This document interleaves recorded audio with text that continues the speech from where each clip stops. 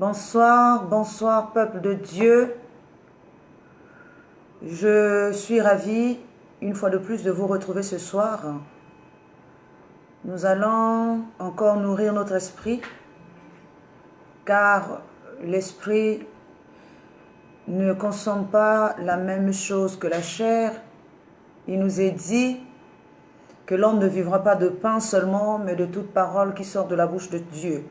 Nous savons que, et même quand je parle du corps ici, je ne parle pas de manière physique, je ne parle pas dans le sens physique, parce que nous savons que le corps physique mange euh, tout ce qui est aliment physique. Mais nous sommes en train de parler du corps dans le sens spirituel, qui consomme également une nature, qui consomme également une compréhension. Et donc l'esprit également a une compréhension ou une connaissance qu'il consomme. Alors, sans plus tarder, nous allons inviter l'esprit de la connaissance, l'esprit de la lumière, l'esprit de la vie pour nous éclairer, pour nous conduire durant ce moment. Nous bénissons votre présence, nous bénissons également la présence de Dieu et nous allons lui soumettre ce moment. Prions. Gloire et honneur à toi qui es Seigneur et Maître, en qui nous avons placé notre espoir, notre confiance. Nous nous soumettons encore à toi, Seigneur. Nous nous prosternons encore devant ta face pour que, Seigneur, nous puissions te recommander ces moments, pour que tu en prennes le contrôle, que tu diriges, que tu orientes, que tu enseignes, que tu redresses, car seul ton esprit peut faire tout cela. Gloire et honneur à toi pour tout, dans le nom de Jésus. Amen. Alors, ce soir, nous allons parler de la sentinelle. C'est notre sous-thème du jour. Le sous-thème est donc la sentinelle.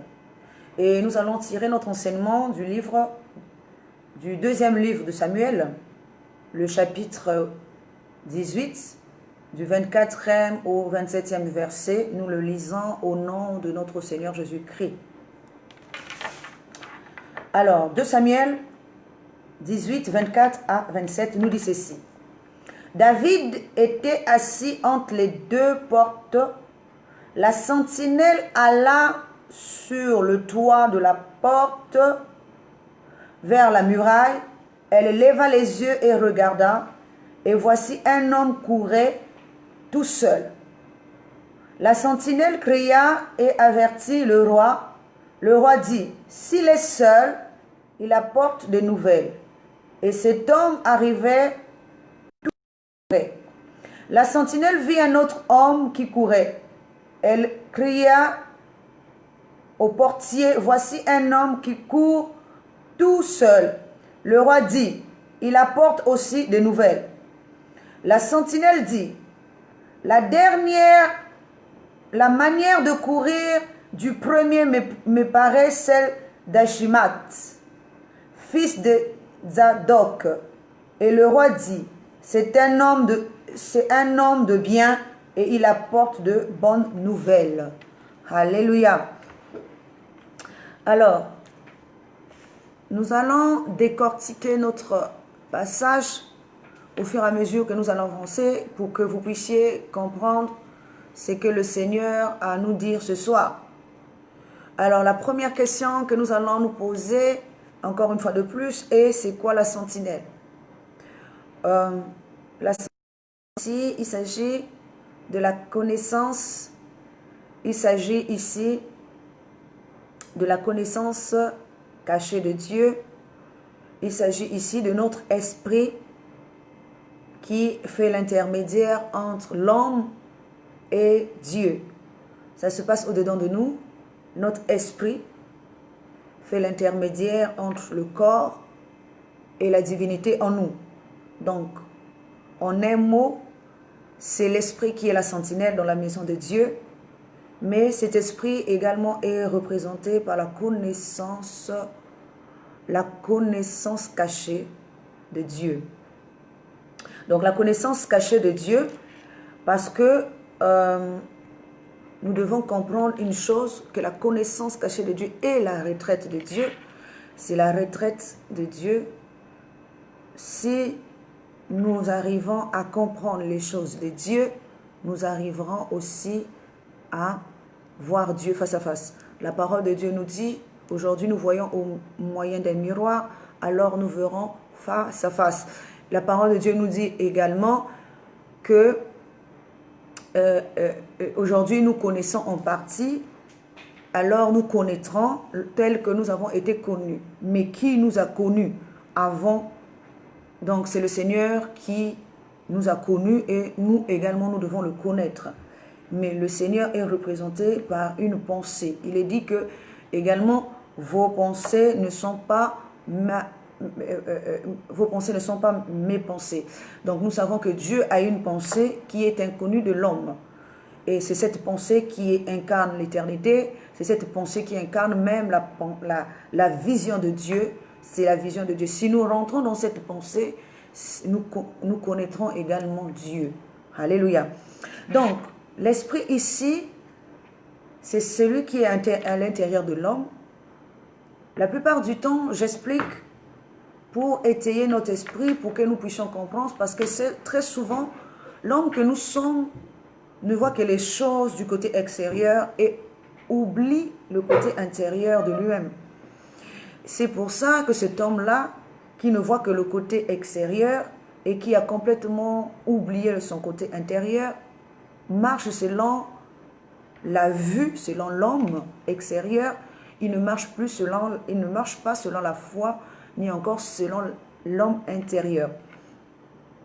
Et c'est pour ça que nous sommes en train d'enseigner de manière à ce que nous puissions nous aider à nous élever jusqu'à ce stade de compréhension, parce que nous savons que l'homme extérieur passera, mais l'homme intérieur ne passera pas, parce que c'est celui-là qui est l'esprit.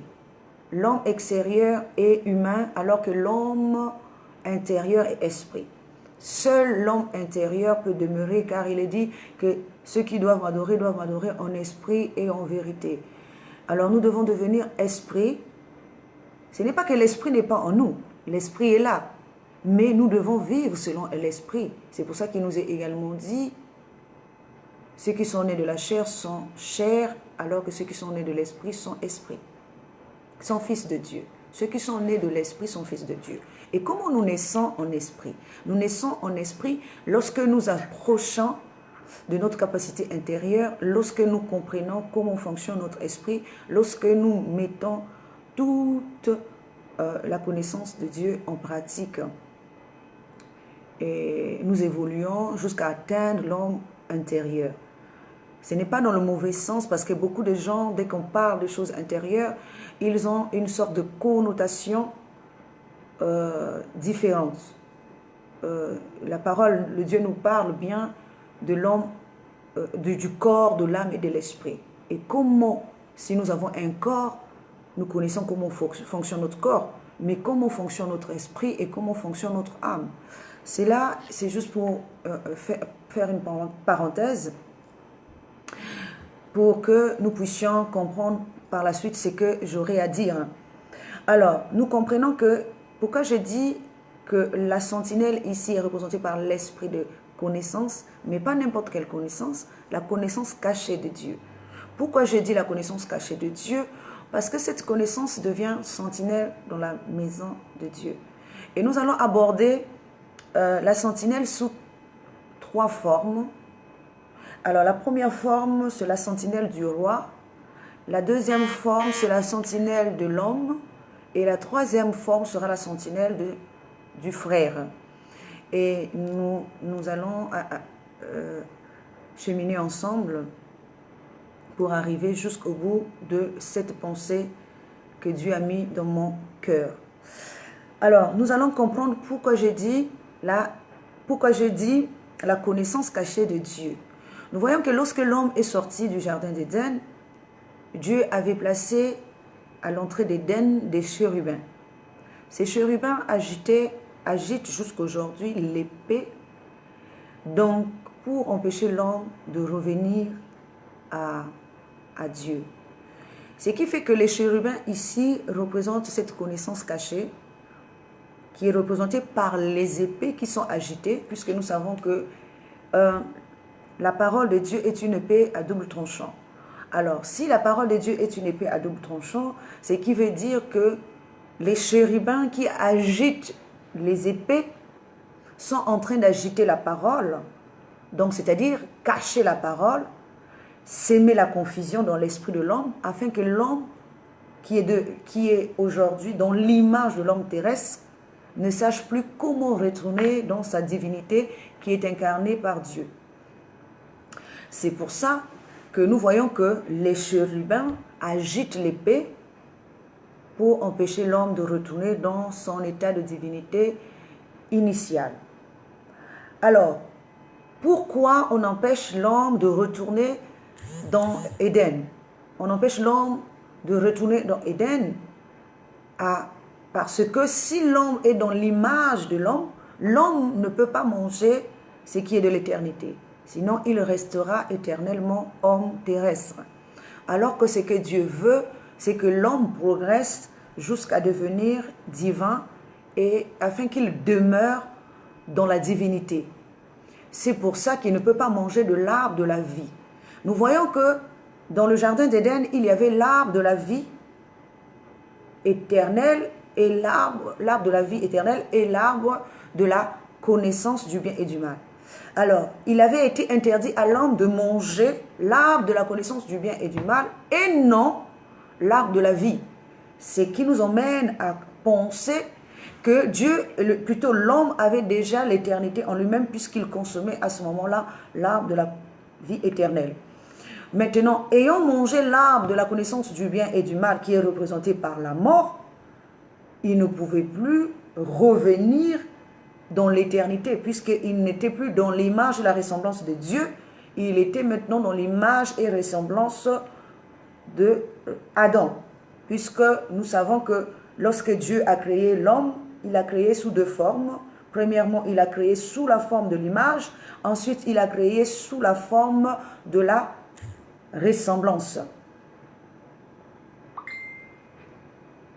Il a créé sous la forme de la ressemblance. Alors, nous voyons également que non seulement il a créé sous la forme de la ressemblance, mais il a créé également sous la forme de l'image. Ensuite, la parole de Dieu nous dit que Adam venait d'engendrer Seth et il a créé Seth et il a engendré Seth selon l'image d'Adam, selon l'image et la ressemblance d'Adam. Donc là, nous avons trois formes de l'homme. Nous avons l'homme qui porte d'abord l'image de Dieu, nous avons l'homme qui porte la ressemblance de Dieu et nous avons l'homme qui porte l'image et la ressemblance de l'homme. Alors, donc nous voyons, tout cela est écrit dans la Bible, hein, dans Genèse.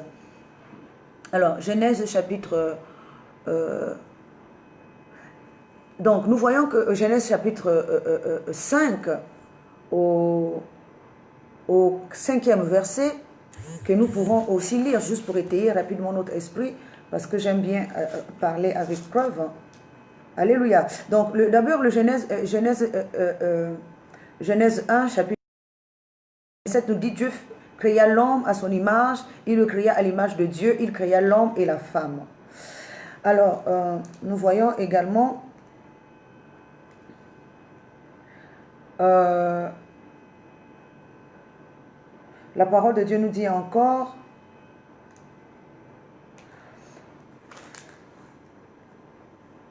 dans Genèse 5, il nous est dit,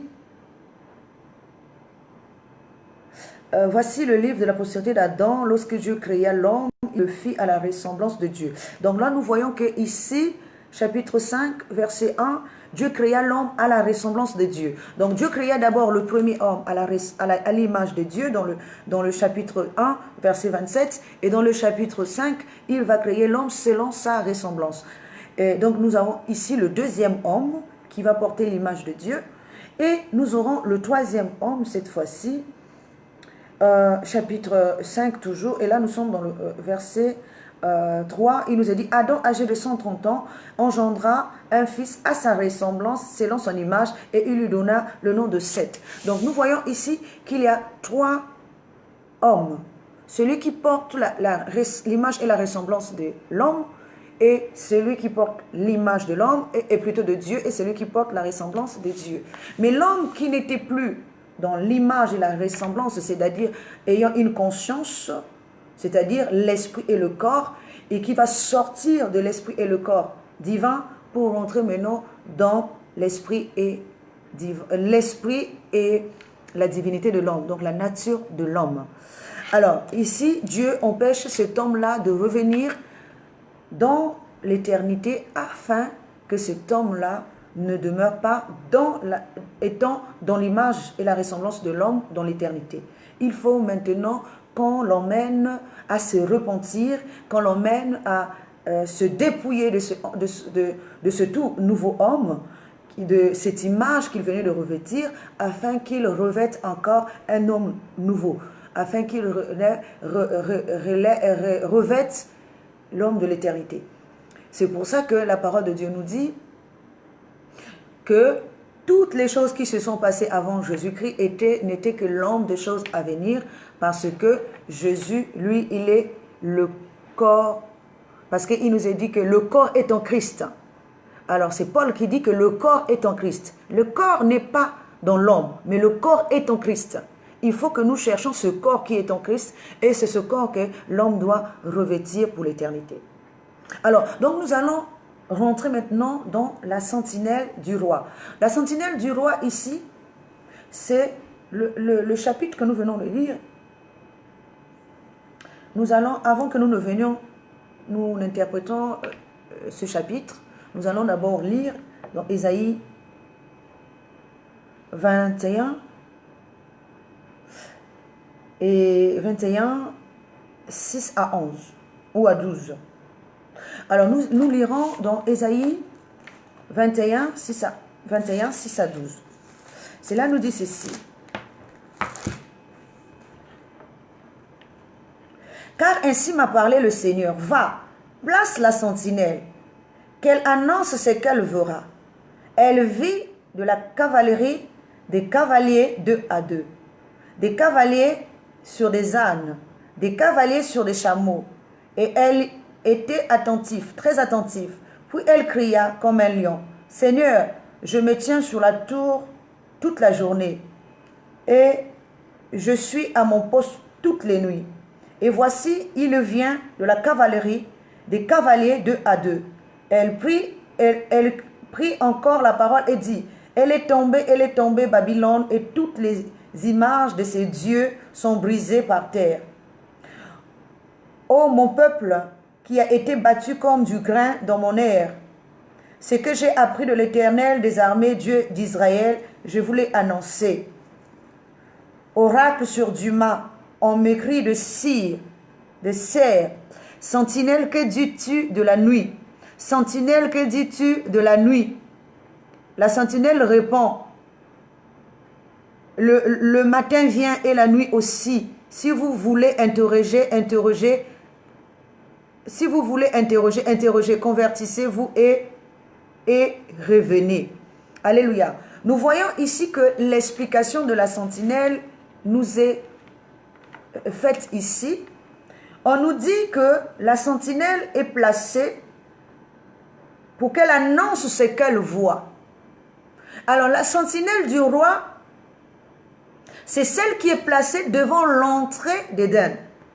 Parce que dans Éden ici, c'est le corps de l'éternité, le corps où vit la divinité en nous.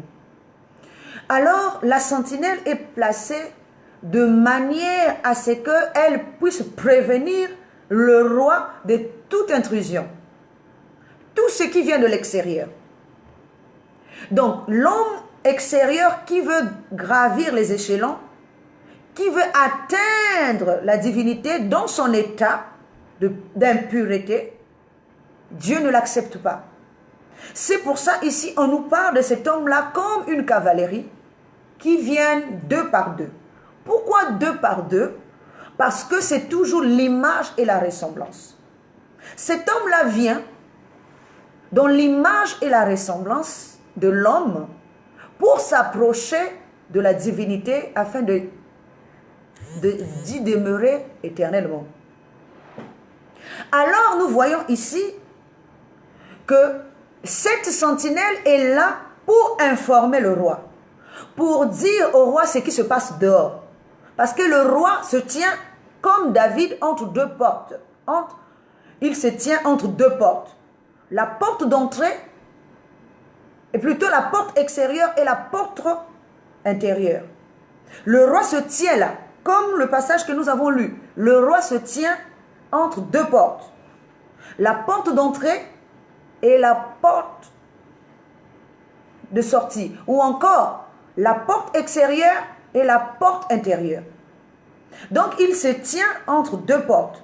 C'est-à-dire entre le corps, ou encore entre l'esprit et le corps. Ou encore entre la divinité et l'esprit. Donc, le roi se tient au milieu. Parce que l'esprit est le corps de la divinité. Donc, il se tient entre les deux portes. Entre ce qui est intérieur et extérieur. Entre l'image et la ressemblance. Parce que l'image ici, c'est la nature de Dieu, alors que la ressemblance, c'est maintenant l'empreinte, c'est-à-dire le corps. Alors, nous voyons ici, il nous est dit qu'ils viennent deux par deux. Ils sont montés sur des ânes et sur des chameaux. Et la sentinelle est très attentive. La sentinelle qui prévient. La sentinelle prévient les rois des intrus, afin que ces intrus-là ne rentrent pas dans la maison de Dieu. Or, la maison de Dieu, ici, il ne s'agit pas d'une maison qui est faite des mains d'hommes. Parce que nous savons que la maison qui est faite des mains d'hommes n'est pas aussi une maison physique, mais plutôt le corps de l'homme. Parce que le corps physique est une maison faite de mains d'hommes. C'est l'homme qui engendre ce corps-là. Ce n'est pas Dieu qui engendre ce corps. L'homme engendre ce corps. Le corps qui est fils de Dieu, qui est aussi la maison de Dieu, la maison, une habitation céleste, d'après 2 Corinthiens 5, 1 à 2, qui nous est dit, aujourd'hui nous gémissons dans cette tente, tout en aspirant porter notre domicile céleste, une demeure qui n'a pas été faite des mains d'homme.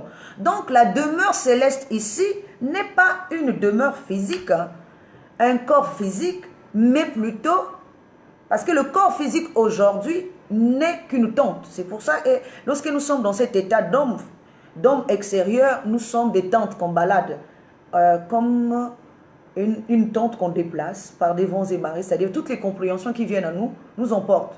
Il suffit qu'on nous dise comme ça, nous sommes partants. Alors qu'il y a aussi la maison.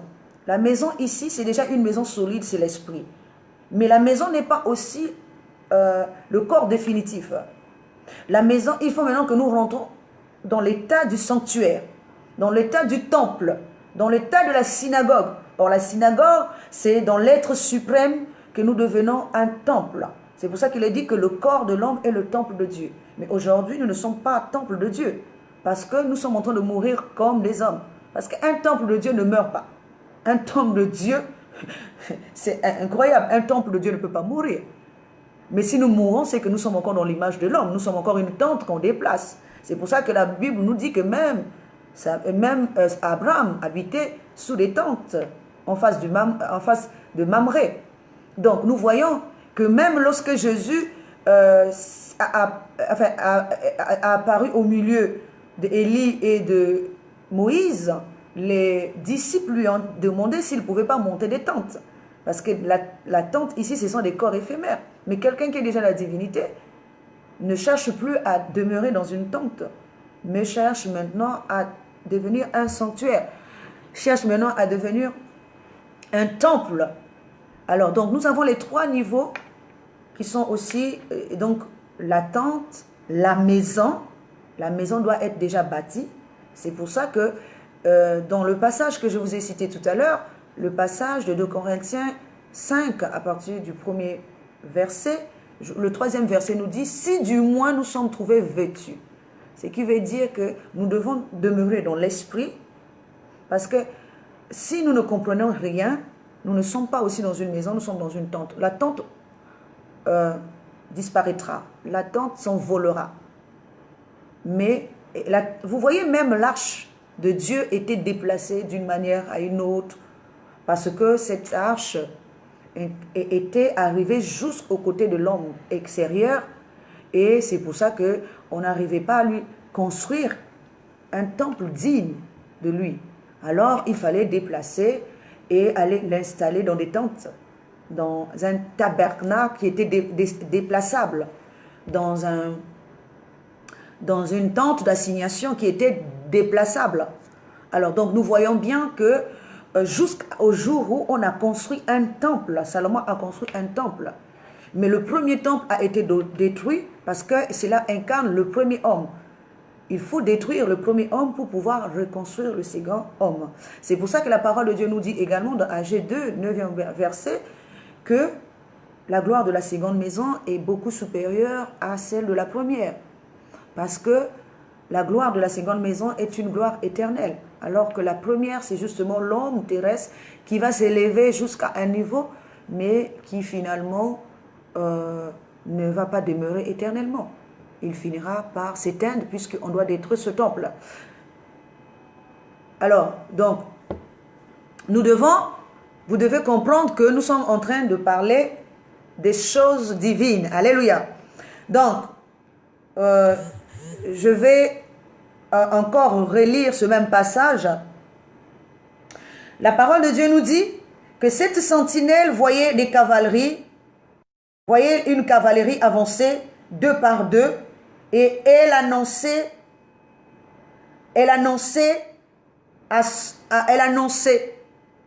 Alors nous voyons également ici que lorsqu'elle a vu que l'image de Babylone est tombée, c'est là qu'elle était dans la joie. Elle a commencé à crier. Il nous est dit qu'elle a crié comme un lion. Elle a commencé à crier, voici, il vient de la cavalerie, des cavaleries 2 à 2. Elle prie encore la parole et dit, elle est tombée, Babylone. Et toutes les images de ces dieux sont brisées par terre. Babylone ici représente l'image de fonte, l'image inanimée, parce que l'image terrestre est comme une image animée.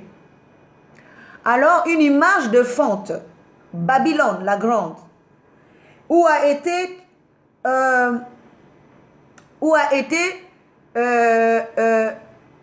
transporté notre esprit, parce qu'on nous parle de la déportation, la Bible nous parle de la déportation. Or la déportation d'Israël ici représente l'esprit qui va être conduit vers l'homme extérieur afin qu'il porte l'image de l'homme extérieur et qu'il oublie l'image de son Dieu, la ressemblance et l'image de son Dieu. Nous voyons également que la sentinelle est faite, et elle a été postée devant l'entrée d'Éden de manière à ce qu'elle agite l'épée et que les enfants d'Israël, qui est représenté par Adam, l'esprit de l'homme, ne rentrent plus dans Éden, dans l'image de Babylone. Il faut que cette image de Babylone tombe. Il faut que les dieux de Babylone tombent. Il faut que tout ce qui incarne cette image tombe, afin que l'homme qui va revenir rentre maintenant dans le sein de Dieu, afin qu'il soit engendré dans l'image de Dieu et la ressemblance de Dieu. Alléluia. Alors, il nous est dit dans le 10e verset, « Oh, mon peuple qui a été battu comme du grain dans mon air, c'est que j'ai appris de l'Éternel des armées, Dieu d'Israël, je vous l'ai annoncé. Oracle sur Duma, on me crie de cire, sentinelle, que dis-tu de la nuit? Sentinelle, que dis-tu de la nuit? » Ici, la nuit, ici, incarne ce qui est caché. Seul celui qui est caché, ce qui est caché, est connu de la sentinelle. Mais la sentinelle ne peut pas la révéler Parce que cela lui montrera à celui qui est à l'extérieur le chemin pour rentrer à l'intérieur. Il faut qu'il y ait comme un voile qui empêche l'homme extérieur, qui porte l'image extérieure de rentrer dans l'homme intérieur, dans la divinité. C'est pour ça qu'il y a comme un voile. C'est pour ça que même le voile de Moïse a un but. Le but de ce voile-là était d'empêcher l'homme extérieur qui porte l'image de l'homme extérieur de rentrer dans la divinité de Dieu. Mais celui qui fait également barrière ici, c'est notre esprit qui porte un voile, qui empêche l'homme de rentrer pour aller vers la divinité. C'est pour ça qu'ici on lui dit, sentinelle, que dis-tu de la nuit? Sentinelle, que dis-tu de la nuit? La sentinelle répond, le matin vient. Donc le matin ici c'est le jour. Le jour aussi est une connaissance. Elle dit encore, et la nuit aussi. Le matin vient, la nuit aussi vient. Mais elle répond. Mais si vous voulez interroger, convertissez-vous et revenez. Donc nous voyons ici, il leur dit en parabole, comme le Seigneur qui parle en parabole. Elle va leur répondre, la sentinelle va leur répondre que la nuit vient pour que l'esprit de l'homme sache qu'il y a une connaissance de la nuit et une connaissance du jour. Il y a la mort et il y a la vie. Il y a le soleil couchant et le soleil levant. Il y a la mort et la résurrection. Il y a la mort et la résurrection parce qu'un grain doit d'abord tomber au sol, mourir afin de naître de nouveau.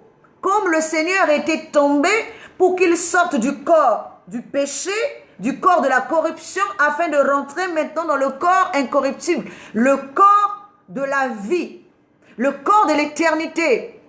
Donc, il faut d'abord faire éteindre le corps de la mort, rentrer d'abord dans la mort. Si nous sommes dans la vie, c'est la vie éphémère. Alors nous devons sortir de la vie éphémère pour aller dans la mort. C'est dans la mort là-bas que nous trouvons quelque chose de précieux.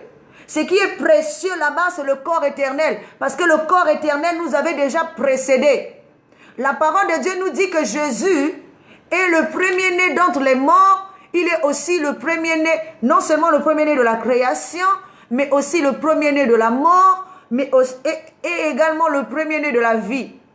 Comment peut-il être le premier-né de la mort d'après l'histoire de la Bible? C'est Abel qui est mort en premier.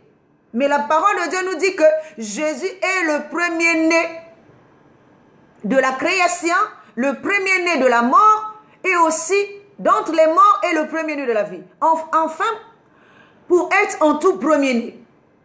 Alors, donc si nous comprenons ces choses dans le sens spirituel, nous allons comprendre que le Adam qui est parti, plutôt le Abel qui est parti dans la mort, le sang d'Abel qui est descendu juste en terre, c'est ça le corps de la divinité qui avait précédé, qui est allé jusque dans le séjour de mort, qui est allé attendre les frères, qui allait attendre tout le monde, qui est descendu, comme Joseph également, qui est descendu en Égypte. C'est ce sang-là qui est descendu. Un jour, je dis dans un de mes enseignements, juste pour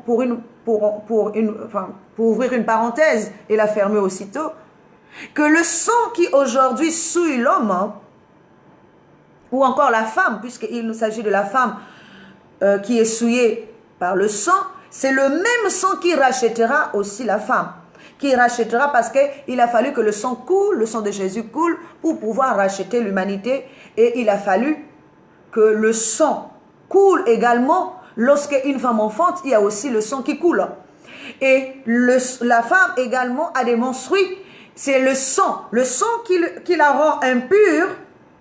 C'est ce sang-là qui donne aussi la vie, parce que le jour où l'enfant sort du ventre de sa mère, du sein de sa mère, il y a aussi le sang. C'est comme lorsque Jésus à la croix, avant de mourir, va recevoir la lance du soldat. Il nous est dit qu'il y a eu de l'eau et le sang qui sont sortis de lui. Mais en réalité, en temps physique, dans le sens physique, Lorsque nous voyons le sang, nous ne voyons pas l'eau avec. Et comment dans le sang de Jésus, il y a le sang à part et l'eau à part. Nous voyons bien que c'est deux choses différentes. C'est comme pour dire un corps et une image et une ressemblance. Un corps et sa conscience. La conscience représentée par l'eau et le corps c'est le sang. C'est pour ça que Jésus donne également son sang comme breuvage. C'est la nature, c'est le corps spirituel. Donc nous voyons ici que la parole de Dieu nous dit que du côté de Jésus est sorti l'eau et le sang.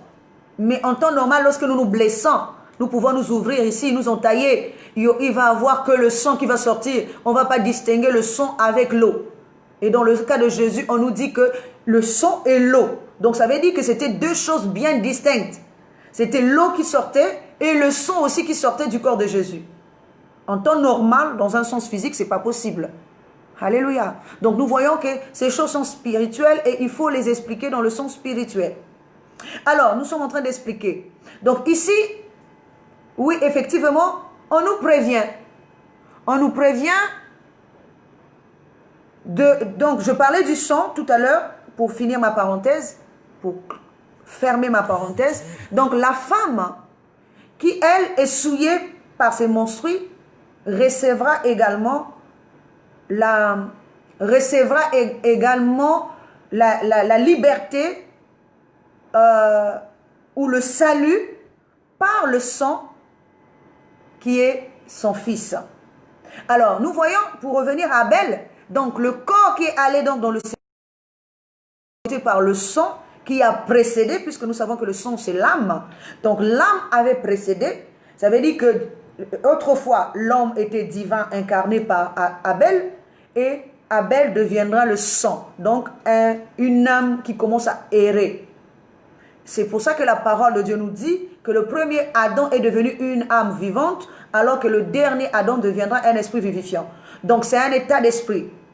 Le premier, avant que Abel ne devienne du sang, qui va descendre vers la terre, il était d'abord un divin. Alléluia. Il était d'abord un divin, puisque la parole de Dieu nous dit qu'il avait offert à Dieu une offrande qui avait été agréable à Dieu. Alors, ce qui est quand même étonnant, si c'est dans un sens physique, c'est pour ça que j'aime bien souligner toutes ces choses-là pour ramener notre esprit à comprendre ce que j'aimerais exposer ici.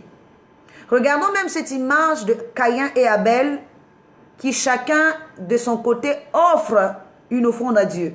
Mais il nous est dit qu'à un moment donné, Caïn sera jaloux de son frère à cause de l'offrande d'Abel qui va être agréée par Dieu.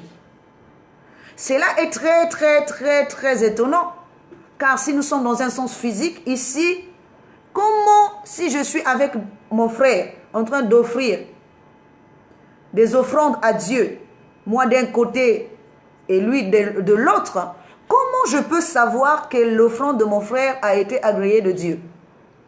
Que la fumée est en train de monter. Comment est-ce possible même?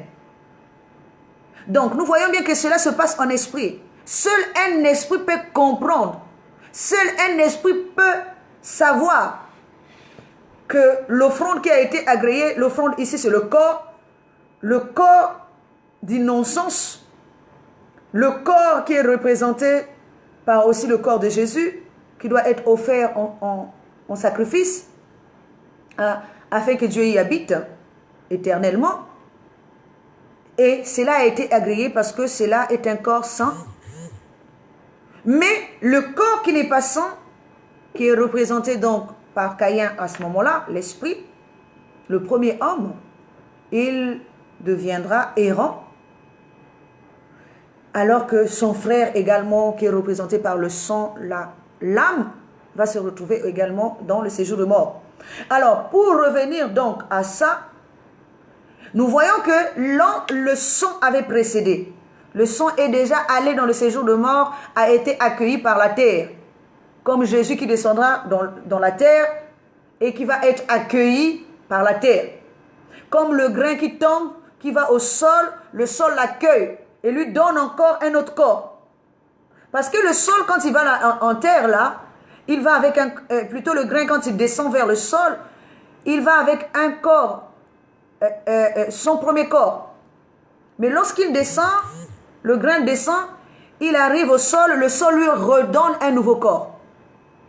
Le sol lui redonne un corps qui va lui permettre de ressurgir, de faire surface, donc de renaître de nouveau. C'est pour ça que je vous parlais tout à l'heure de la vie et de la résurrection. Alléluia. Donc nous voyons ici qu'il y a la vie et il y a la mort. Il y a la nuit, il y a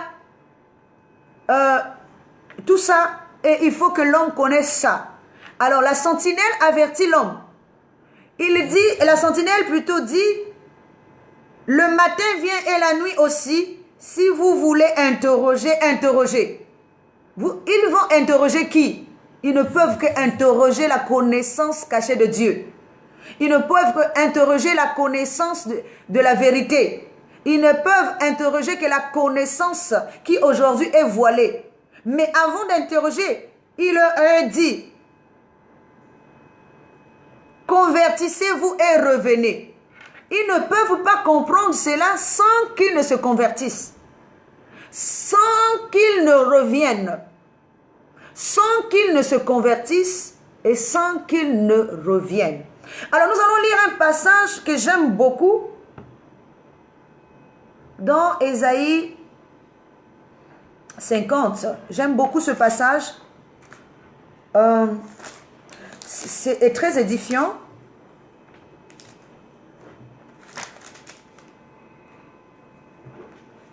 Alors, ce passage nous dit, alléluia, je vais voir plutôt dans Jérémie 50, si je ne me trompe pas. Jérémie 56, si je ne me trompe pas. Alors, nous allons le lire. Excusez-moi, je suis en train de chercher. Jérémie 56. Alors, il nous est dit dans ce passage, mon peuple était un troupeau de brebis perdus. Leurs bergers les égaraient, les faisant errer par les montagnes. Elles allaient des montagnes sur les collines, oubliant leur bercail. Le bercail ici, c'est la maison. Ça, c'est même du jargon. Le bercail, c'est la maison.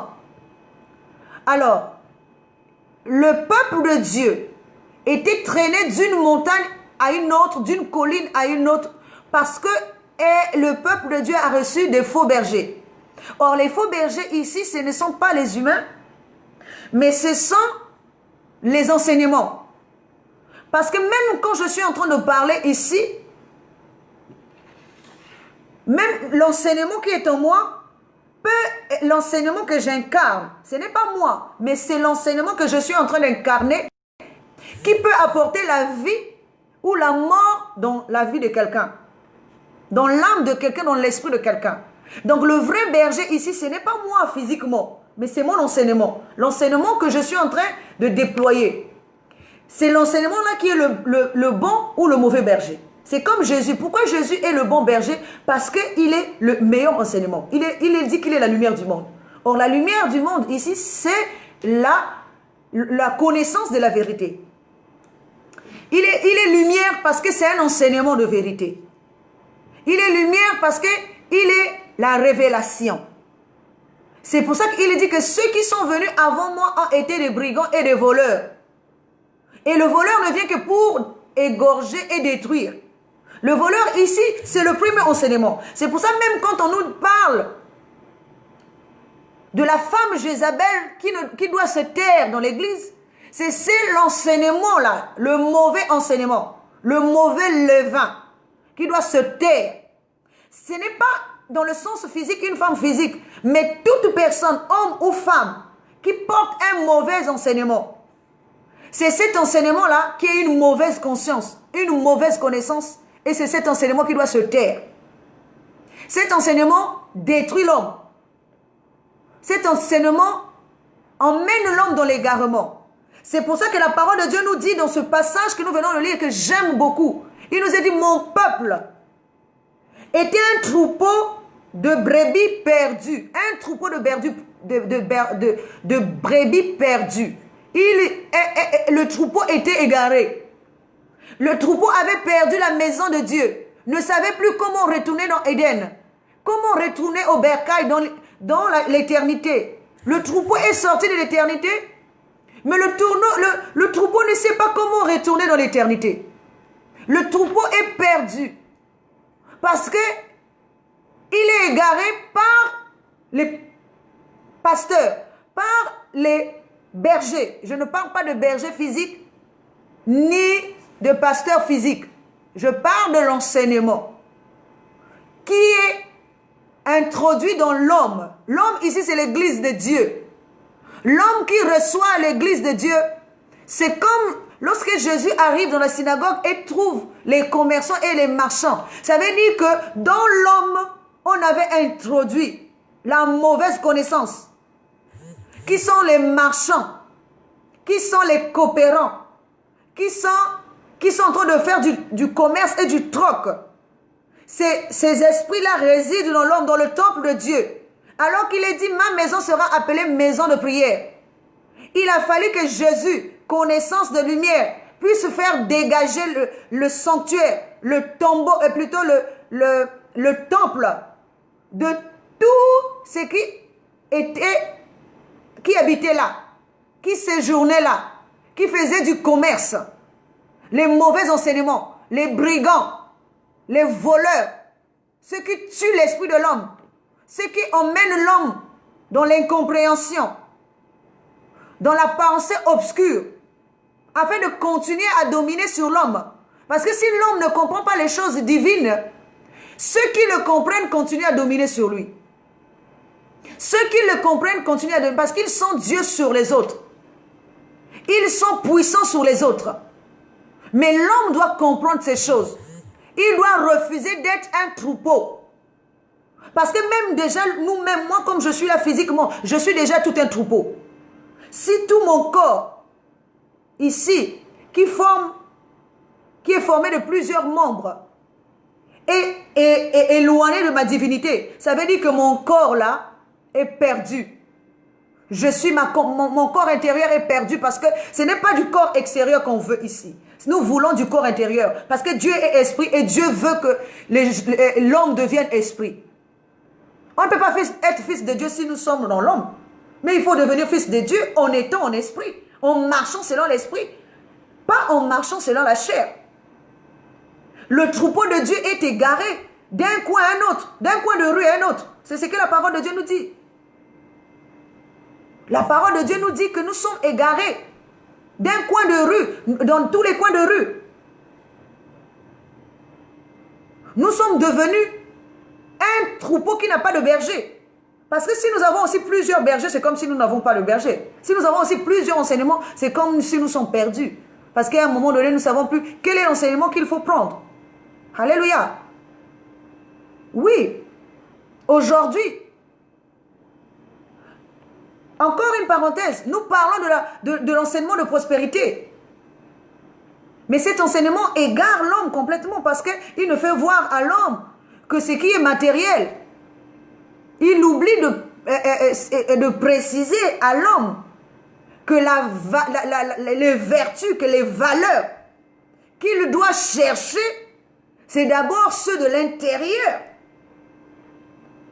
Et je ne cesserai de répéter ça aussi. Le jour où nous mourrons, nous n'emmenons pas nos biens matériels dans notre cercueil. Ni dans le séjour de mort. Mais ce que nous emmenons, c'est le trésor qui est au-dedans de nous. Le trésor ici, c'est l'Esprit de Dieu en nous. Le trésor ici, il nous est dit, Paul dit que ce que nous avons de précieux, nous sommes en train de le garder dans un vase de terre. Vase de terre ici, c'est l'homme extérieur qui contient l'Esprit de Dieu. Et un bien précieux. Alléluia. Alors que nous ne voulons pas lui offrir un corps stable et éternel, un sanctuaire stable, un sanctuaire éternel. Alors, donc nous allons continuer ici. Donc nous voyons que Nous comprenons que la sentinelle parle en parabole. Et la sentinelle avertit l'homme pour que l'homme se convertisse, afin qu'il revienne chez lui. Parce qu'il est sorti de l'éternité, il doit revenir dans l'éternité. Alors, la sentinelle aussi, la sentinelle du roi, repousse tout intrus. Tout ce qui n'est pas dans l'image de Dieu ne peut pas rentrer dans l'image de Dieu. C'est comme la clé du royaume ici, c'est l'image de Dieu. Nous devons savoir ça. La clé pour rentrer dans le royaume, c'est l'image de Dieu. C'est-à-dire dans la connaissance de Dieu, dans la pensée de Dieu, c'est l'image de Dieu. Lorsque nous portons l'image de Dieu, nous portons l'image de la divinité, de la sainteté. Et les portes du royaume nous seront ouvertes. Le royaume ici, c'est la connaissance céleste. Lorsque nous rentrons dans le royaume, les portes du royaume sont ouvertes. Mais jusqu'à présent, si le royaume nous est fermé, c'est comme lorsque Jésus sort de l'eau, c'est là que les cieux s'ouvrent. Pourquoi les cieux s'ouvrent? Pour faire descendre maintenant la colombe. L'Esprit de Dieu qui a trouvé un temple saint, un temple bâti, constitué, un temple qui est appelé maison de prière. Ce temple-là, Dieu ne pouvait pas descendre, la colombe ne pouvait pas descendre. Parce qu'il nous a dit que lorsque Noé a fait sortir la colombe est partie la première fois, a vu que il n'y avait pas un lieu où elle pouvait poser la plante de son pied. Elle est revenue. La deuxième fois, elle est revenue avec une feuille d'olivier pour témoigner qu'il avait maintenant de la vie. Et lorsqu'elle est sortie pour la troisième fois, elle n'est plus jamais revenue parce qu'elle avait trouvé un lieu. Alors que le corbeau, quand il était sorti, il faisait des va-et-vient. Il arrivait à trouver un lieu où poser sa plante de pied. Et la parole de Dieu nous parle bien d'une plante de pied. En temps normal, si c'est une colombe physique, on en a parlé des pattes. Mais on nous parle de la plante de pied. C'est que cette colombe-là n'est pas une colombe physique. C'est l'Esprit de Dieu qui descend et qui a trouvé un endroit où il y a la vie. Et la vie ici était représentée par l'olivier. Alléluia. Donc, pour revenir donc à notre passage de ce soir, la parole de Dieu nous dit que il y avait une sentinelle qui avertissait David des entrées. La parole de Dieu nous dit que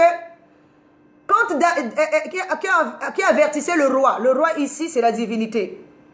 La sentinelle ici, je l'ai dit tantôt, toute personne qui va rentrer dans le royaume, c'est celui qui a été dépouillé du vieil homme. C'est pour ça que David disait, lui, il peut arriver parce qu'il porte des bonnes nouvelles. La bonne nouvelle qu'il doit porter ici, c'est le nouveau homme qui rentre maintenant dans le royaume. La sentinelle ici avertit. Oui. Et regardez même le deuxième homme qui vient, c'est-à-dire le premier homme qui est en train de venir, c'est l'image de Dieu. Le deuxième homme qui vient, c'est la ressemblance de Dieu qui revient maintenant au bercail. Ceux qui étaient sortis du royaume et qui sont en train de revenir. La parole de Dieu nous dit que la sentinelle va dire à David que celui-là, le premier homme là, il a la démarche de X. Pourquoi il a la démarche? Parce qu'il porte l'image de Dieu. Parce que ici, c'est l'image, lorsque nous marchons selon l'image de Dieu, c'est l'image de Dieu qui commence à rentrer dans le royaume. On lui laisse l'accès. La sentinelle va dire, la sentinelle dira, la manière de courir du premier me paraît celle d'Achimat, le fils de Zadok. Et le roi dit, c'est un homme de bien et il apporte de bonnes nouvelles. Donc nous voyons ici que il dit que la première de courir, parce qu'ici, on ne parle même pas aussi de marcher. Car nous savons que Paul dit, nous courons vers le but. Le but de porter la perfection. Le but de porter la couronne de vie. la couronne de gloire. Or, celui qui court, il court bien. Alléluia. S'il arrive jusque là où il y a le roi, c'est qu'il est en train de courir bien.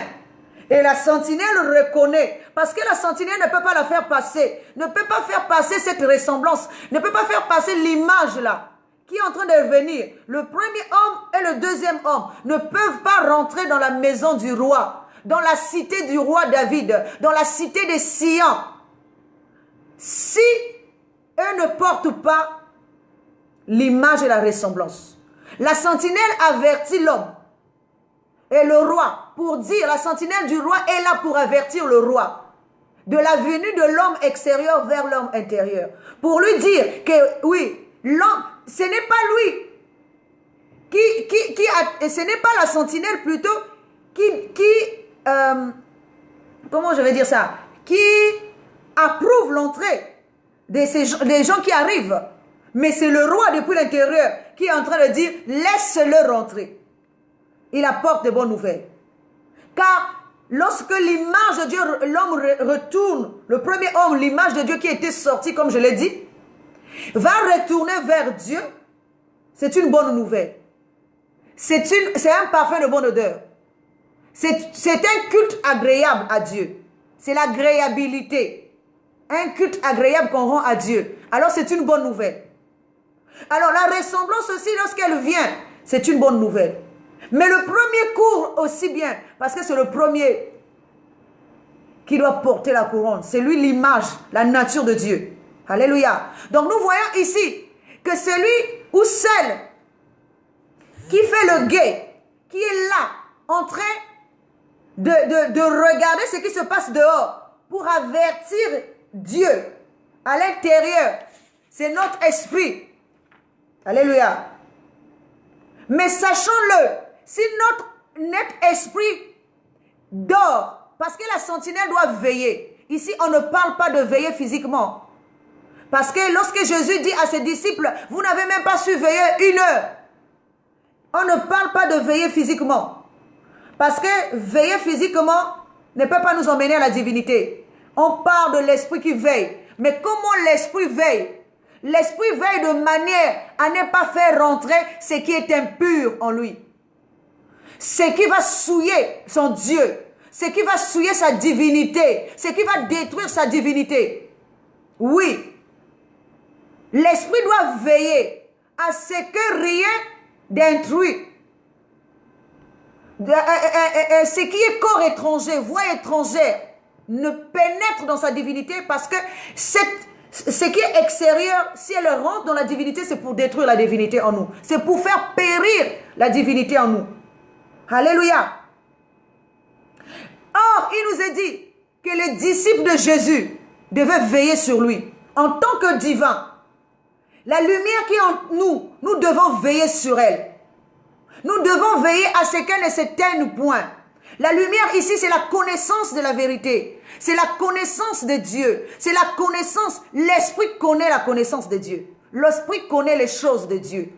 L'esprit que nous avons à l'intérieur de nous connaît les choses de Dieu. Et l'esprit en nous sait qu'il ne doit pas faire rentrer les choses du monde à l'intérieur. Les mauvaises pensées, les incompréhensions, la sorcellerie, la magie, tout ce qui est impur, tout ce qui va venir souiller le Dieu de Baal, qui viendra souiller le temple de Dieu. Si on vient souiller le temple de Dieu, on vient détruire la lumière qui est en nous. La lumière qui est en nous va mourir. Alors c'est pour ça que les disciples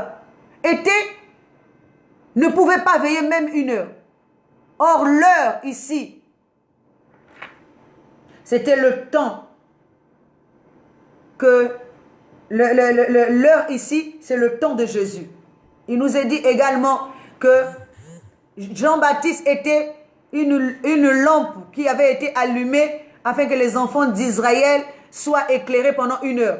Donc il y avait 1 heure pour Jean-Baptiste et il y avait aussi 1 heure, donc le temps qui avait été accordé à Jésus. 60 minutes, 1 heure. Mais pendant les 1 heure là, l'homme que nous sommes, nous n'avons pas pu veiller sur notre propre divinité. Nous avons laissé éteindre la divinité en nous. La lumière qui nous gardait qui nous protégeait, la lumière qui est le corps de l'éternité, nous l'avons tué nous-mêmes. Parce que nous avons laissé ce qui est extérieur rentrer en nous, prendre possession de notre pays, prendre possession de notre cœur. Aujourd'hui, l'homme qui ne vit que par le matériel ne pense que le matériel toute la journée, toute la nuit. Sa foi est instable, sa pensée est instable, sa compréhension est instable. Il y a le doute, il y a la peur, il y a les tromperies, il y a le mensonge, il y a le querelle, il y a l'ivrognerie, il y a toutes ces choses qui se sont installées en nous. Ce sont des vices.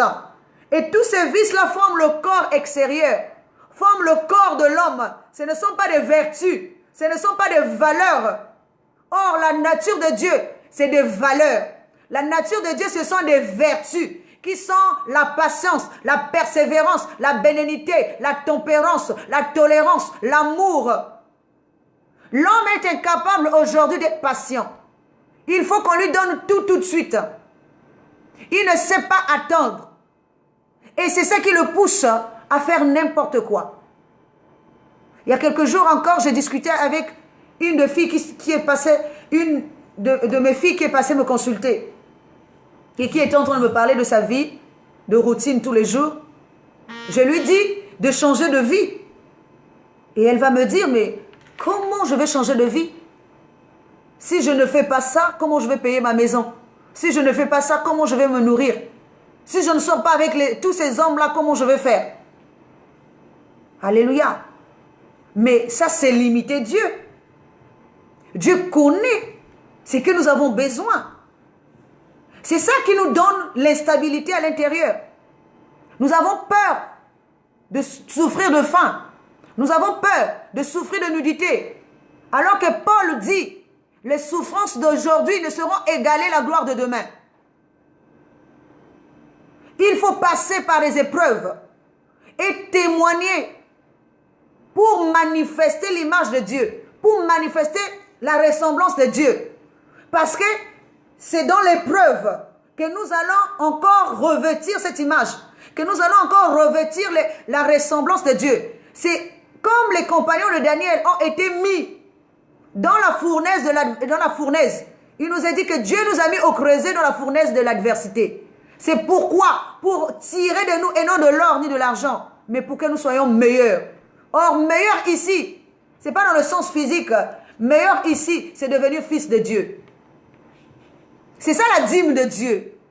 Le meilleur de l'homme qui doit lui être offert. C'est ça la dîme de Dieu. Offrir à Dieu le meilleur de nous-mêmes. Le meilleur de l'homme. Le meilleur, c'est qui sont bons. C'est qui sont le meilleur parfum. C'est ça la dîme qu'on doit offrir. C'est ça qui est réservé à Dieu. Qui n'est pas pour l'homme, mais qui est pour Dieu. C'est le meilleur endroit que Dieu choisit pour venir habiter. Le meilleur de nous-mêmes. Ce n'est pas n'importe quoi. Nous voulons offrir à Dieu ce qui est superflu.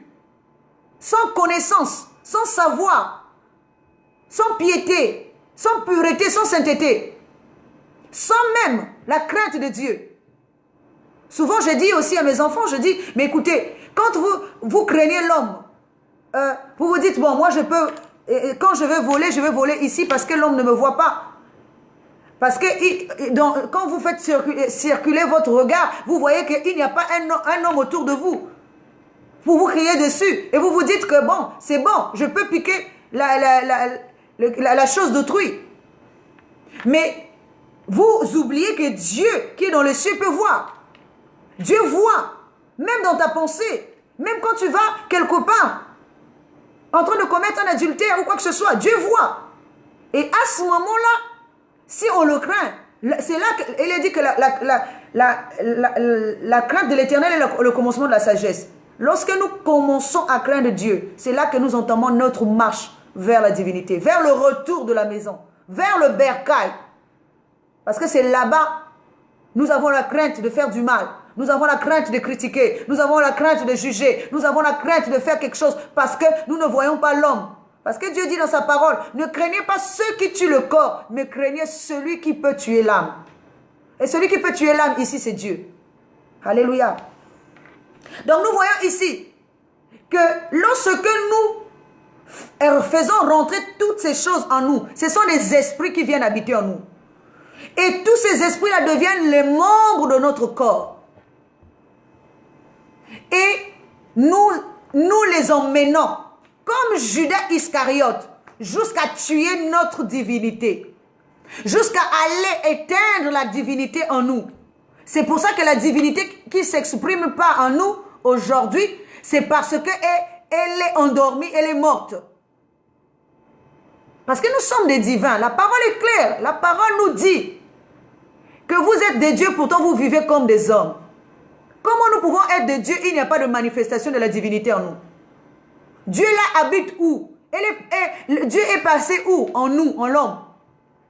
Et pourtant nous mourons comme des hommes. Parce que le Dieu en nous s'est enfoui. La sentinelle n'a pas su veiller. La sentinelle n'a pas averti le roi que l'intrus était en train d'arriver.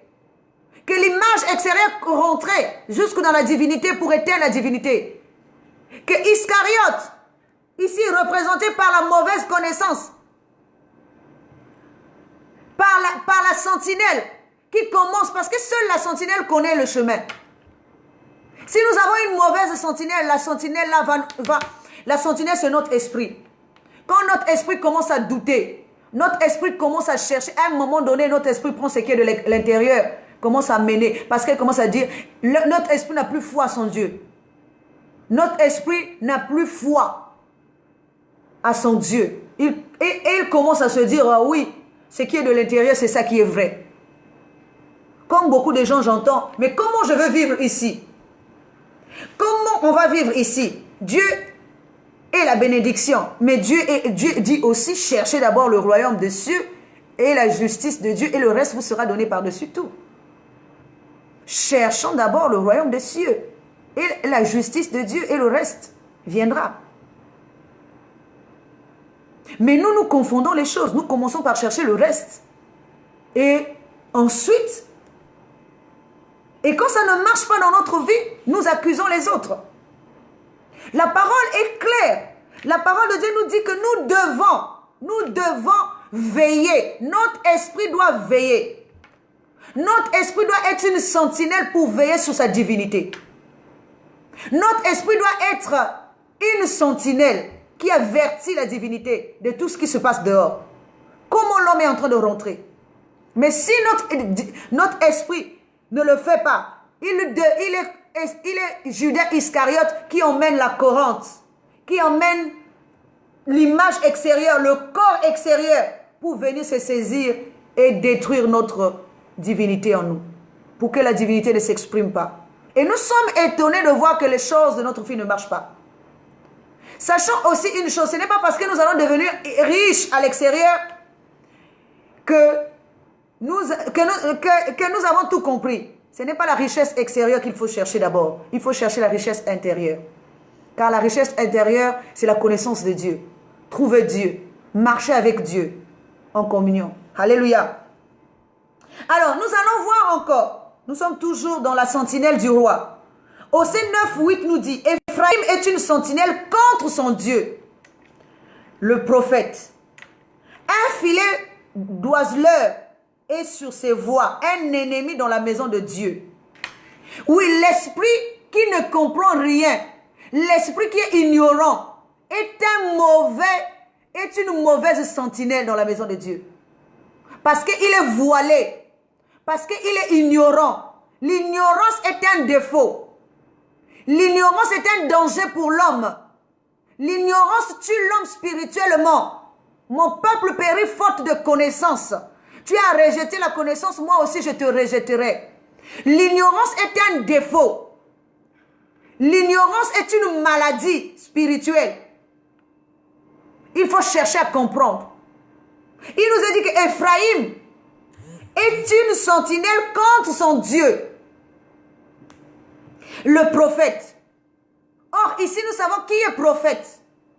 Prophète, ici, c'est un corps. Et si la sentinelle ne veille pas correctement, il va détruire. Il va détruire la maison de Dieu. Le prophète. Il va détruire le temple de Dieu. Il est mauvais. C'est une mauvaise sentinelle.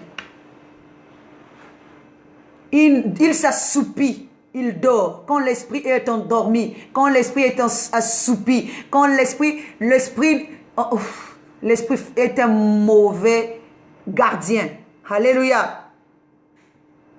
Or, l'esprit doit être éveillé. Il doit empêcher quoi que ce soit. Même si j'ai faim, même si j'ai soif, je dois empêcher l'eau de l'extérieur de rentrer en moi. Je dois empêcher la nourriture de l'extérieur de rentrer en moi. Je dois attendre que Dieu me donne la nourriture.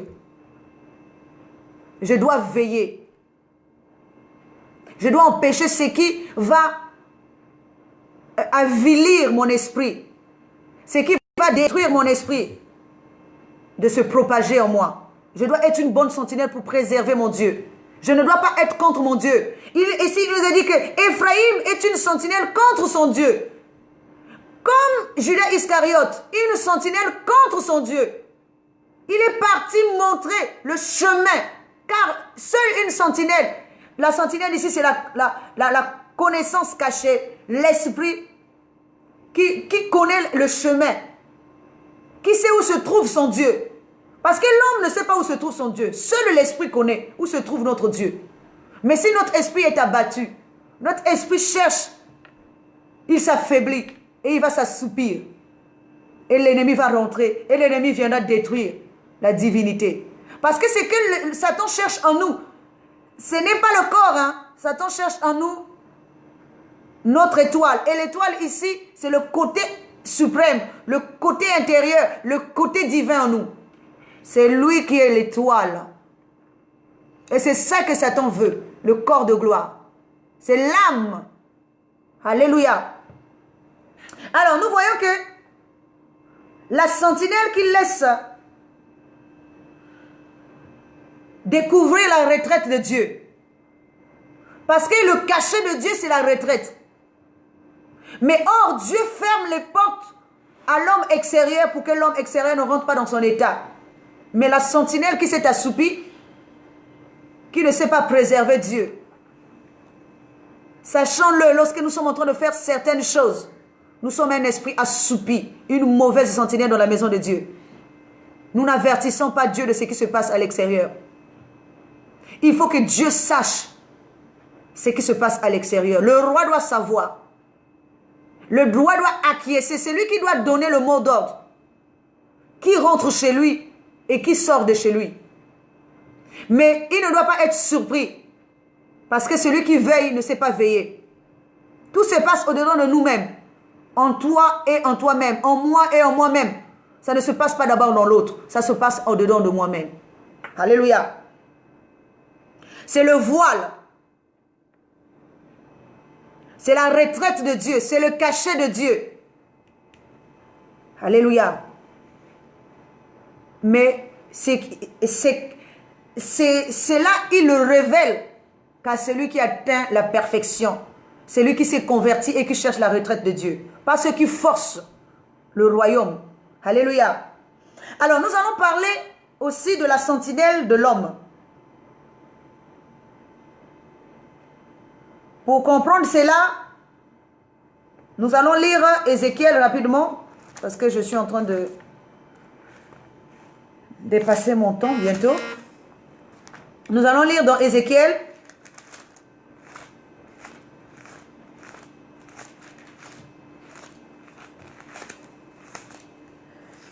Ézéchiel 33.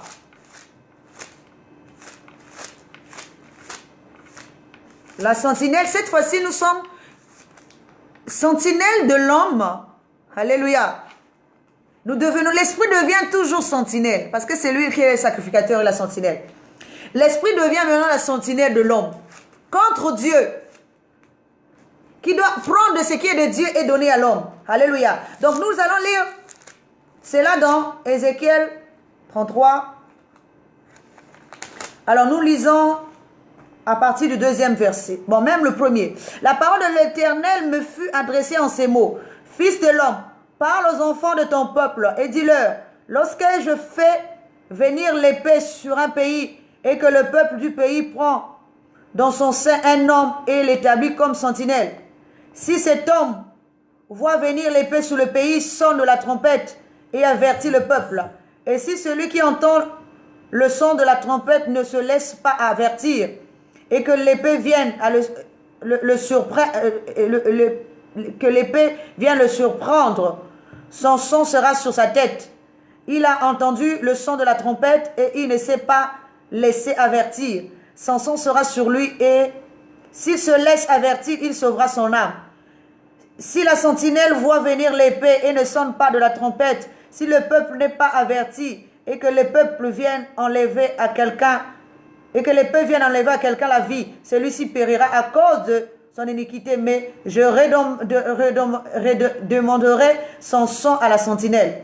Et toi, fils de l'homme, je t'établis comme sentinelle sur la maison d'Israël. Tu dois écouter la parole qui sort de ma bouche et les avertir de ma part. Quand je dis aux méchants, méchant, tu mourras, si tu ne parles pas pour détourner le méchant de sa voie, ce méchant mourra dans son iniquité et je te redemanderai son sang. Mais si tu avertis le méchant pour le détourner de sa voie et qu'il ne s'en détourne pas, il mourra dans son iniquité et toi tu sauveras ton âme. Alléluia. Alors donc nous voyons ici, Dieu établit, ce n'est pas l'homme. Nous voyons qu'il y a deux sentinelles. Il nous est dit que si il arrive dans le premier verset ici, il nous est dit que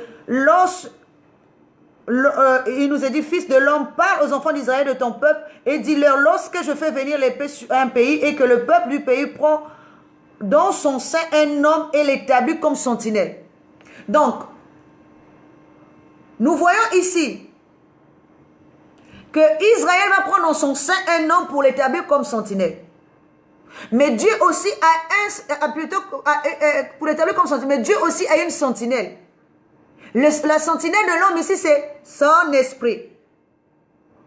Qui doit, donc, l'esprit de l'homme, qui fait l'intermédiaire entre l'homme et l'esprit. Mais il est dit que quand il les choisit du sein, c'est comme Jésus qui a été choisi du sein d'Israël. Parce que c'est Moïse qui dit que Dieu suscitera du milieu de vous un prophète comme moi, vous l'écouterez. Donc ce prophète-là deviendra une sentinelle, un berger, un bon enseignement, parce que l'enseignement de vérité ne sort pas de nulle part, ne sort que de l'enseignement qui existe. C'est comme la lettre ne sort que de, plutôt l'esprit ne sort que de la lettre. Ça ne sort pas de nulle part, mais ça vient de la lettre. Alors nous voyons ici que Dieu va établir. Celui qui va choisir ne sortira pas de nulle part, mais sortira du milieu de l'esprit. Donc, soit pour dire le nouveau esprit, le nouveau homme qui deviendra la sentinelle. Mais la première sentinelle qui est là, on lui dit, là maintenant il doit veiller à ce que Dieu ne détruise pas le corps. Parce que le but de Dieu n'est pas que le corps ne meure, mais que le corps se convertisse, que le corps devienne un corps spirituel. C'est ça la conversion. Il faut que le corps passe de la nature terrestre à la nature céleste. Il faut que le corps soit changé. Il faut qu'il passe de l'étape animale à l'étape de l'homme spirituel. Qu'il sorte de l'homme terrestre pour rentrer dans l'homme spirituel, l'homme céleste. Il faut que le corps là se convertisse. De la même manière que nous avons porté l'image terrestre, nous porterons également l'image céleste. Tel est le terrestre, tels sont les terrestres. Tel est le céleste, tels sont aussi les célestes. Alléluia. Donc nous voyons ici que la conversion, le méchant ici, c'est l'homme terrestre qui doit normalement périr. Mais Dieu a besoin d'un corps. Ce corps-là doit devenir un corps spirituel. Alors il faut qu'on le prévienne parce que et à un moment donné, il y aura une fin pour le corps. C'est pour ça que l'homme de son vivant doit faire naître d'abord son corps spirituel pour avoir une continuité. Ce n'est pas après notre mort que nous ferons naître notre continuité. C'est de maintenant là. Ne croyons pas qu'en amassant les biens terrestres que nous allons avoir une continuité dans le spirituel. Non, non, non. C'est en amassant les biens intérieurs qui forment une œuvre, un corps spirituel, qui va constituer un corps, qui va constituer un temple et qui sera un temple agréable à Dieu. Et c'est ce corps-là qui est notre bien le plus précieux, parce que c'est le corps de l'éternité. Tout ce que nous pouvons amasser dans le monde passera. Tous les biens passera. Mais le bien précieux en nous, c'est le nouveau nous-mêmes. Le nouveau soi. Celui qui est converti. Celui qui a quitté la nature terrestre. Celui qui a fait naître le nouveau soi. La conscience qui a fait naître le nouveau soi en nous. C'est ce corps-là qui devient le temple pour Dieu. Mais Dieu provient. Dieu met aussi une sentinelle. Toujours l'esprit de l'homme. Cette fois-ci, c'est pour avertir l'homme que les fléaux vont s'abattre sur lui. Que l'épée, il est bien dit l'épée. L'épée ici, c'est la parole, c'est la connaissance. Mais l'épée qui va s'abattre sur l'homme ici, ce n'est pas... c'est la mauvaise connaissance qui viendra éteindre l'homme. Alors, pour ne pas que l'homme meure, il faut qu'il soit averti. Il est dit que lorsqu'on sonnera de la trompette, si quelqu'un se convertit, il sera sauvé. Mais si quelqu'un ne se convertit pas, son péché tombera sur lui-même parce qu'il a entendu la voix de la trompette, la voix qui sonne, la voix de l'avertissement. Ici, la sentinelle avertie par une trompette, c'est une voix. La trompette ici, c'est une voix qui avertit l'homme que le temps que l'homme passe arrive. Et c'est ça que nous sommes en train de vivre en ce moment. C'est la trompette qui est en train de sonner pour dire à notre esprit, à notre conscience, à notre corps que le temps approche où l'homme terrestre va périr. C'est la trompette. La trompette ici est un enseignement. La trompette ici est en train d'avertir l'homme de changer, de quitter la nature terrestre et de rentrer dans la nature spirituelle, dans la nature céleste. La trompette ici est en train de sonner, car l'épée qui va s'abattre, c'est la mauvaise connaissance. La connaissance qui détruira l'homme pour l'éternité. Alléluia. Je parle de cette partie-là. Je parle de la nature et de l'homme extérieur pour que nous puissions rentrer dans l'homme intérieur. Alléluia. Il nous est dit que s'il refuse, son sang tombera sur lui-même. Mais si la sentinelle n'avertit pas, alléluia, si la sentinelle n'avertit pas, le frère mourra de son péché, mais le sang du frère tombera sur la sentinelle qui n'a pas averti. La sentinelle ici, c'est notre esprit qui doit apporter un enseignement pour redresser notre frère. Notre frère qui est en face de nous, c'est d'abord notre propre corps. Notre esprit doit éduquer notre frère parce qu'il est dit que vous qui êtes forts, vous devez soutenir le faible. Notre corps aussi est fait de plusieurs membres. De la manière que Jésus également a plusieurs membres, notre corps également est fait de plusieurs membres. Notre corps doit être éduqué. Mais c'est l'esprit qui entend les choses de Dieu. Quand l'esprit comprend, l'esprit éduque le corps. Mais si nous enseignons l'esprit avec les choses du corps, l'esprit ne va pas comprendre. Mais il faut que nous l'enseignions avec les choses de l'esprit. Parce que l'esprit lui-même est capable d'aller prendre dans la profondeur et ramener maintenant la surface. Plonger dans de l'eau profonde, aller dans la profondeur et ensuite prendre et donner maintenant au corps afin que le corps revête maintenant l'image et l'empreinte de Dieu. Alors, nous voyons ici que la sentinelle doit avertir son frère, doit être vaillant, faire son boulot, son devoir. Comme Jésus qui avertit l'homme pour dire, vous tous, il dit, tous ceux qui veulent venir après moi doivent prendre leur croix et me suivre. Se charger de leur croix et suivre Jésus. Mes brebis entendent ma voix et me suivent.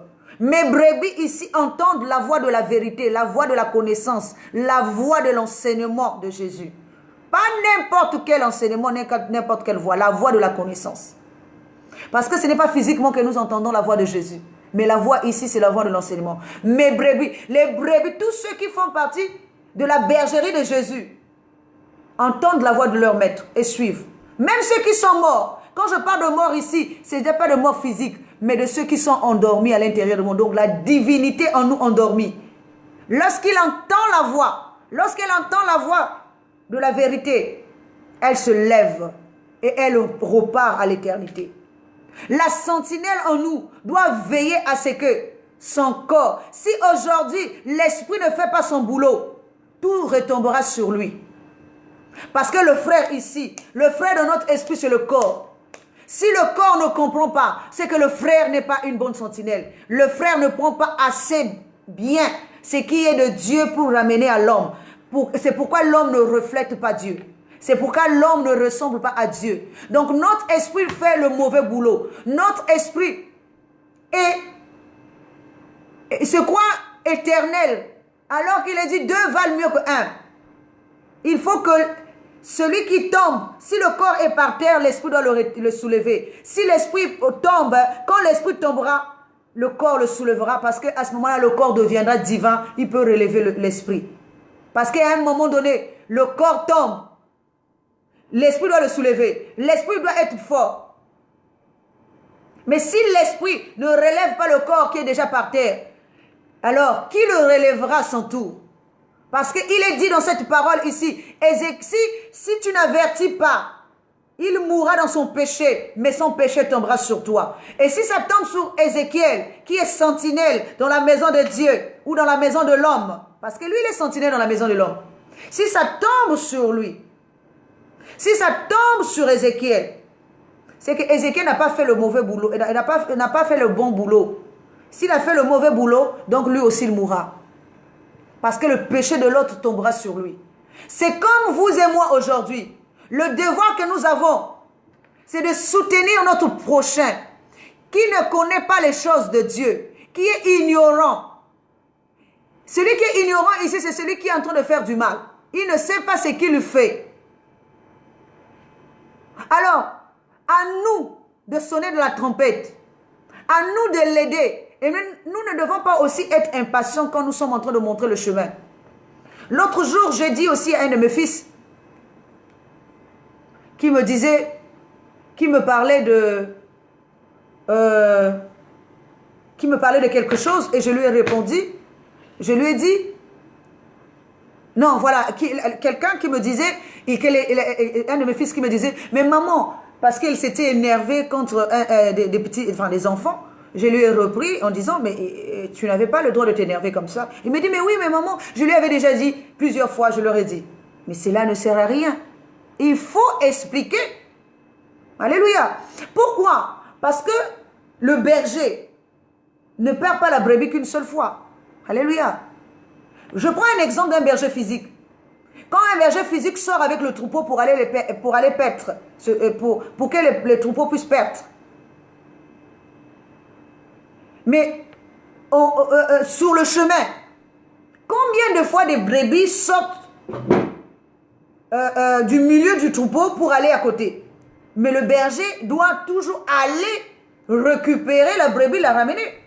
Parce qu'il est en train de les récupérer d'un point pour les emmener à un autre point. À chaque fois qu'une brebis veut sortir de la route, il faut que le berger se déplace. Mais maintenant, si ce berger-là laisse la brebis-là aller, ça va être la faute de qui? Ce n'est pas la faute de la brebis, ça sera la faute du berger. Parce que de deux, celui qui comprend, c'est le berger. Ce n'est pas la brebis. Alléluia. Il nous a dit que celui qui ramènera un pécheur de la voie qui s'est égaré sauvera non seulement une âme, mais couvrira une multitude de péchés. Car on doit sauver l'âme qui est en train de se garer. C'est le travail que Dieu nous a donné. C'est le travail que Dieu nous a donné. Ne soyons pas impatients pour éduquer quelqu'un. Parce que cette personne doit être sauvée. La parole de Dieu nous dit que ma volonté n'est pas que le méchant meure, mais qu'il soit sauvé. Ici, il nous a dit que nous devons devenir sentinelles. Sentinelles pour le méchant. Si il est dit que lorsque je vais prévenir le méchant, Mais ce n'est pas une fois que tu vas lui parler et que c'est fini. Hein. Ça, c'est l'impatience. Il faut être patient. Parce que c'est l'impatience qui fait que nous puissions perdre. Aujourd'hui, nous pouvons avoir 50 000 âmes dans notre église, mais n'est pas sauver une seule âme. Parce que nous sommes impatients. Parce que nous ne savons pas comment ramener ceux qui sont en train de sortir du chemin. Celui qui sort du chemin, c'est seulement notre frère. Alléluia. Nous devons, lorsque nous avons compris toutes ces choses, nous devons maintenant également soutenir les autres. C'est comme dans un avion. Lorsqu'il y a urgence, on nous demande d'abord de mettre le masque d'oxygène nous-mêmes avant d'aider l'autre. Il faut que nous-mêmes, nous puissions d'abord nous sauvegarder et nous devons aussi aider l'autre. Parce que c'est d'abord nous qui sommes ce monde-là, nous-mêmes. Et après, nous aidons notre prochain à faire comme nous. Alléluia. Donc, nous voyons ici, alléluia, que la sentinelle doit avertir. Habakkuk 2:1 nous dit, j'étais à mon poste et je me tenais sur la tour. Je veillais pour voir ce que l'Éternel me dirait et ce que je répliquerai après ma plainte. Alléluia. Alors donc nous voyons ici que Habakkuk dit, j'étais à mon poste. Or beaucoup de gens, même s'ils peuvent prêcher dans l'église, ils ont déjà déserté leur poste. Comme nous-mêmes aussi en esprit. Lorsque notre esprit commence seulement à penser des choses extérieures, nous avons déserté notre poste. Ce qui veut dire que le corps nous emmenait à penser comme lui. Alors que c'était nous qui devons emmener, l'esprit qui devait amener le corps à penser comme l'esprit, mais le corps nous emmenait à penser comme lui. Parce que le corps pleure le matériel, parce que le corps souffre à cause de l'autre qui progresse, lui ne progresse pas. C'est comme si vous êtes nés le même jour. Chacun est né à son jour. Et l'étoile de chacun brille à son temps. La parole est claire. La parole dit que même une étoile diffère de lumière à une autre. Donc l'intensité de la lumière d'une étoile diffère d'une autre. Ce qui veut dire que l'étoile apparaît en son temps. Celle de Jésus, lorsqu'elle est apparue, tout le monde, les mages ont su que c'était l'étoile de Jésus. Parce que c'était le temps de Jésus. L'étoile qui est éloignée, ça ne veut pas dire qu'elle ne viendra jamais proche. Pour qu'elle soit affichée, c'est qu'elle s'est approchée. Maintenant, c'est son temps, c'est son heure. Je vais prendre encore une parenthèse juste pour rire. J'ai lu sur le net une publication qui disait que qui aurait su qu'un jour,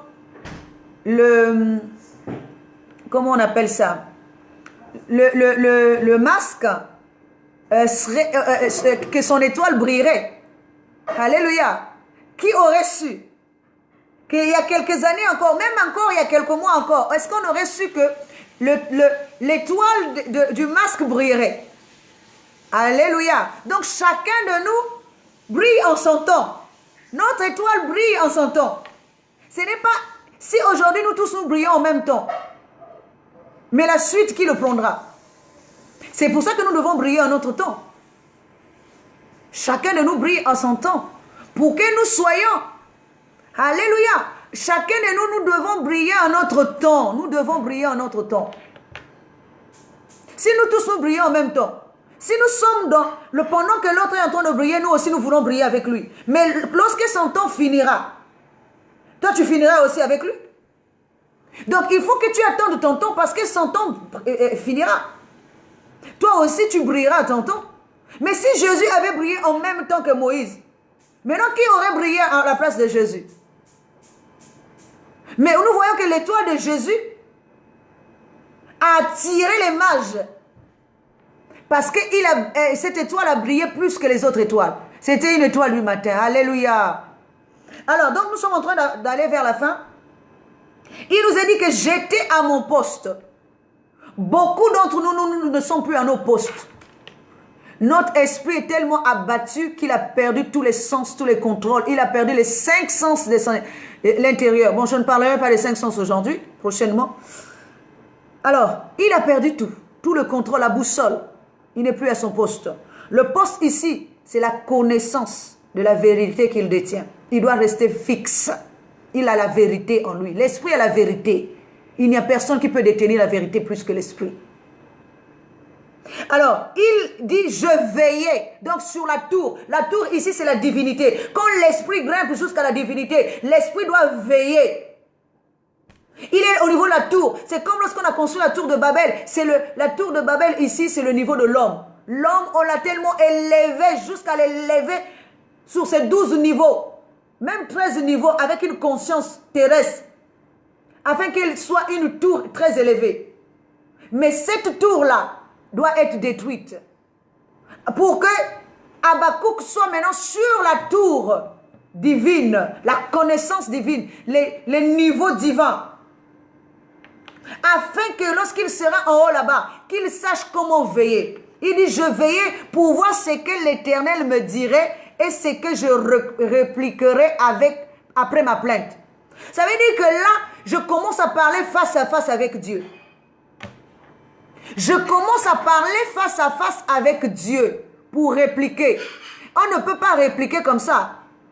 Moïse parlait face à face avec Dieu parce qu'il avait atteint le niveau de la divinité. Nul homme ne peut voir Dieu et vivre, dit la parole.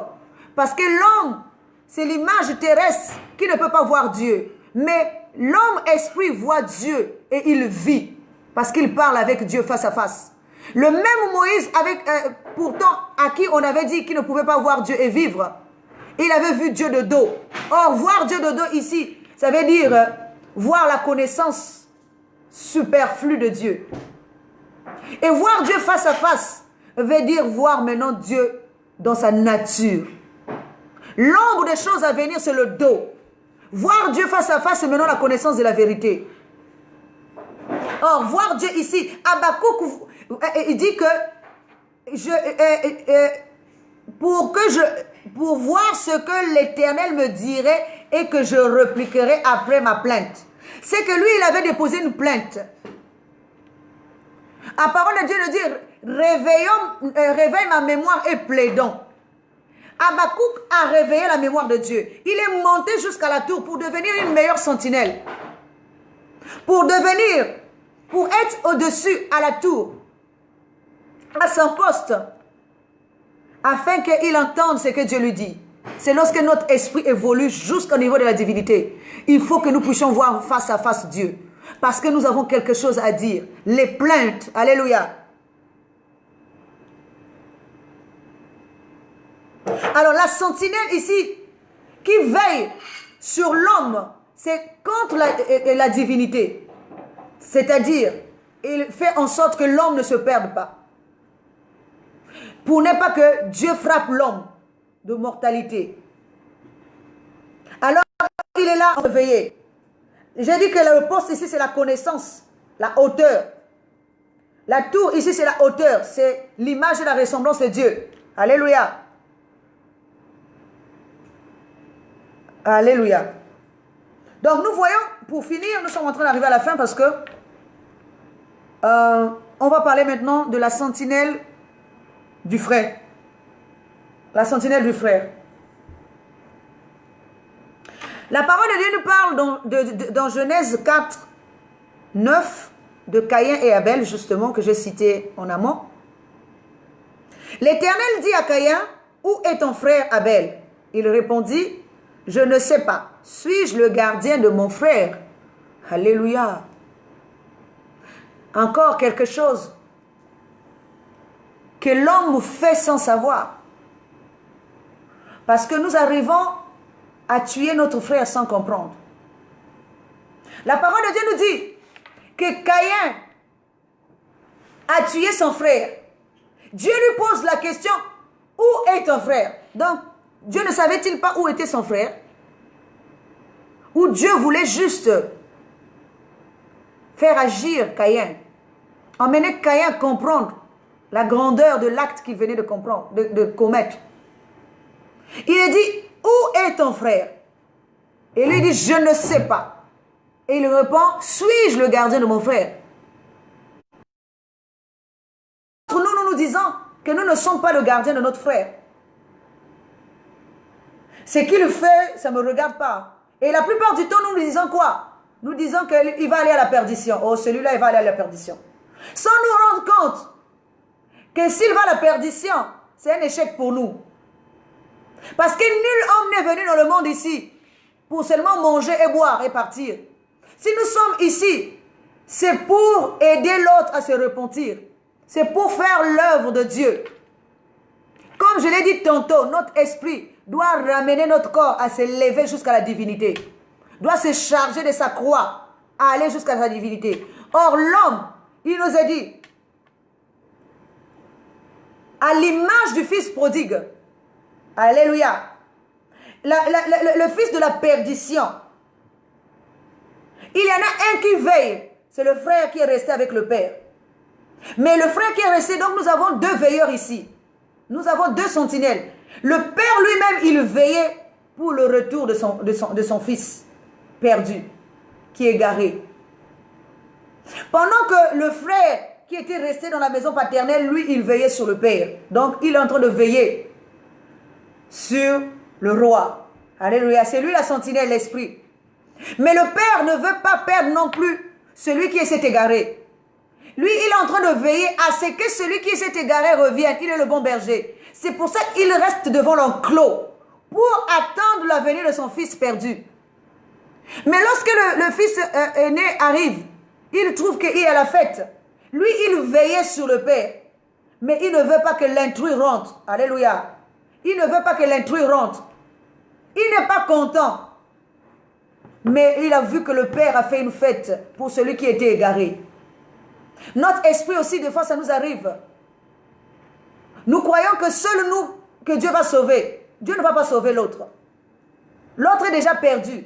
Mais est-ce que quelqu'un peut-il mettre un point final dans la vie de quelqu'un d'autre?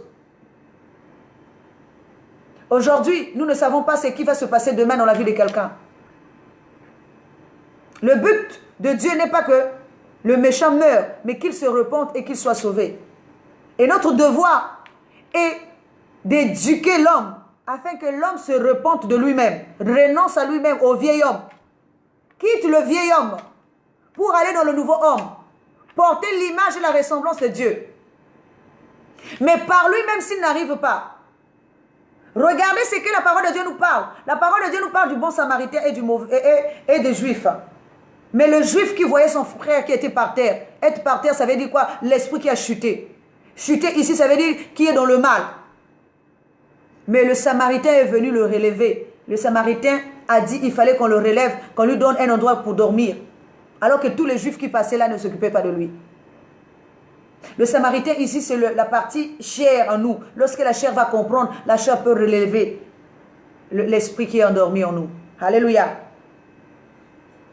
Alors, il nous a dit que le fils prodigue est revenu et il y a eu de la joie. Parce que le père a veillé. Pendant que le frère veillait sur le père, mais le père, lui, il veillait sur l'autre frère qui s'est égaré. C'est ça la divinité. Il y a deux sentinelles dans la maison de Dieu. Je l'ai dit tantôt. Celui qui veille sur l'enfant prodigue. Celui qui veille sur l'enfant égaré, sur la brebis égarée, c'est le père. Et le frère, c'est celui qui ne veut pas se tacher, donc la pureté. C'est celui qui est le juste. C'est celui qui est la sentinelle, qui empêche, qui fait barrière contre ce qui est intrus pour entrer dans la maison de Dieu. Alléluia. Lui, il est la pureté. Et la pureté, la sainteté empêche tout ce qui est souillure de rentrer dans la maison de Dieu. C'est pour ça qu'il n'est pas d'accord quand il voit que le Père accepte quand même celui qui était perdu. Alléluia. Et nous voyons cela aussi comment? Lorsque Pierre avait faim, il nous a dit que avant il était interdit aux enfants d'Israël de manger les reptiles et tout ça. Mais quand Pierre a eu faim, Pierre a vu une vision. Or, la faim de Pierre ici, ce n'est pas une faim physique parce qu'on lui a demandé de consommer un homme. Corneille. Alléluia. On lui a dit de consommer un homme. Corneille. Il a eu faim. Faim ici, c'est un corps. Il avait besoin d'un corps. Mais on lui a dit de prendre l'homme souillé. Il avait faim. Et une nappe est descendue et il y avait plein de reptiles. Alors, il a dit, je ne mange pas, c'est impur. Et Dieu lui dit, qui t'a dit que c'était impur? C'est que moi j'ai déclaré. Comment peux-tu dire impur, c'est que moi j'ai déclaré pur? Alléluia. En temps normal, on ne va pas manger les reptiles. Des quadrupèdes et autres. Tous les reptiles, non. Ce ne sont pas des reptiles, ce sont tous les membres du corps là.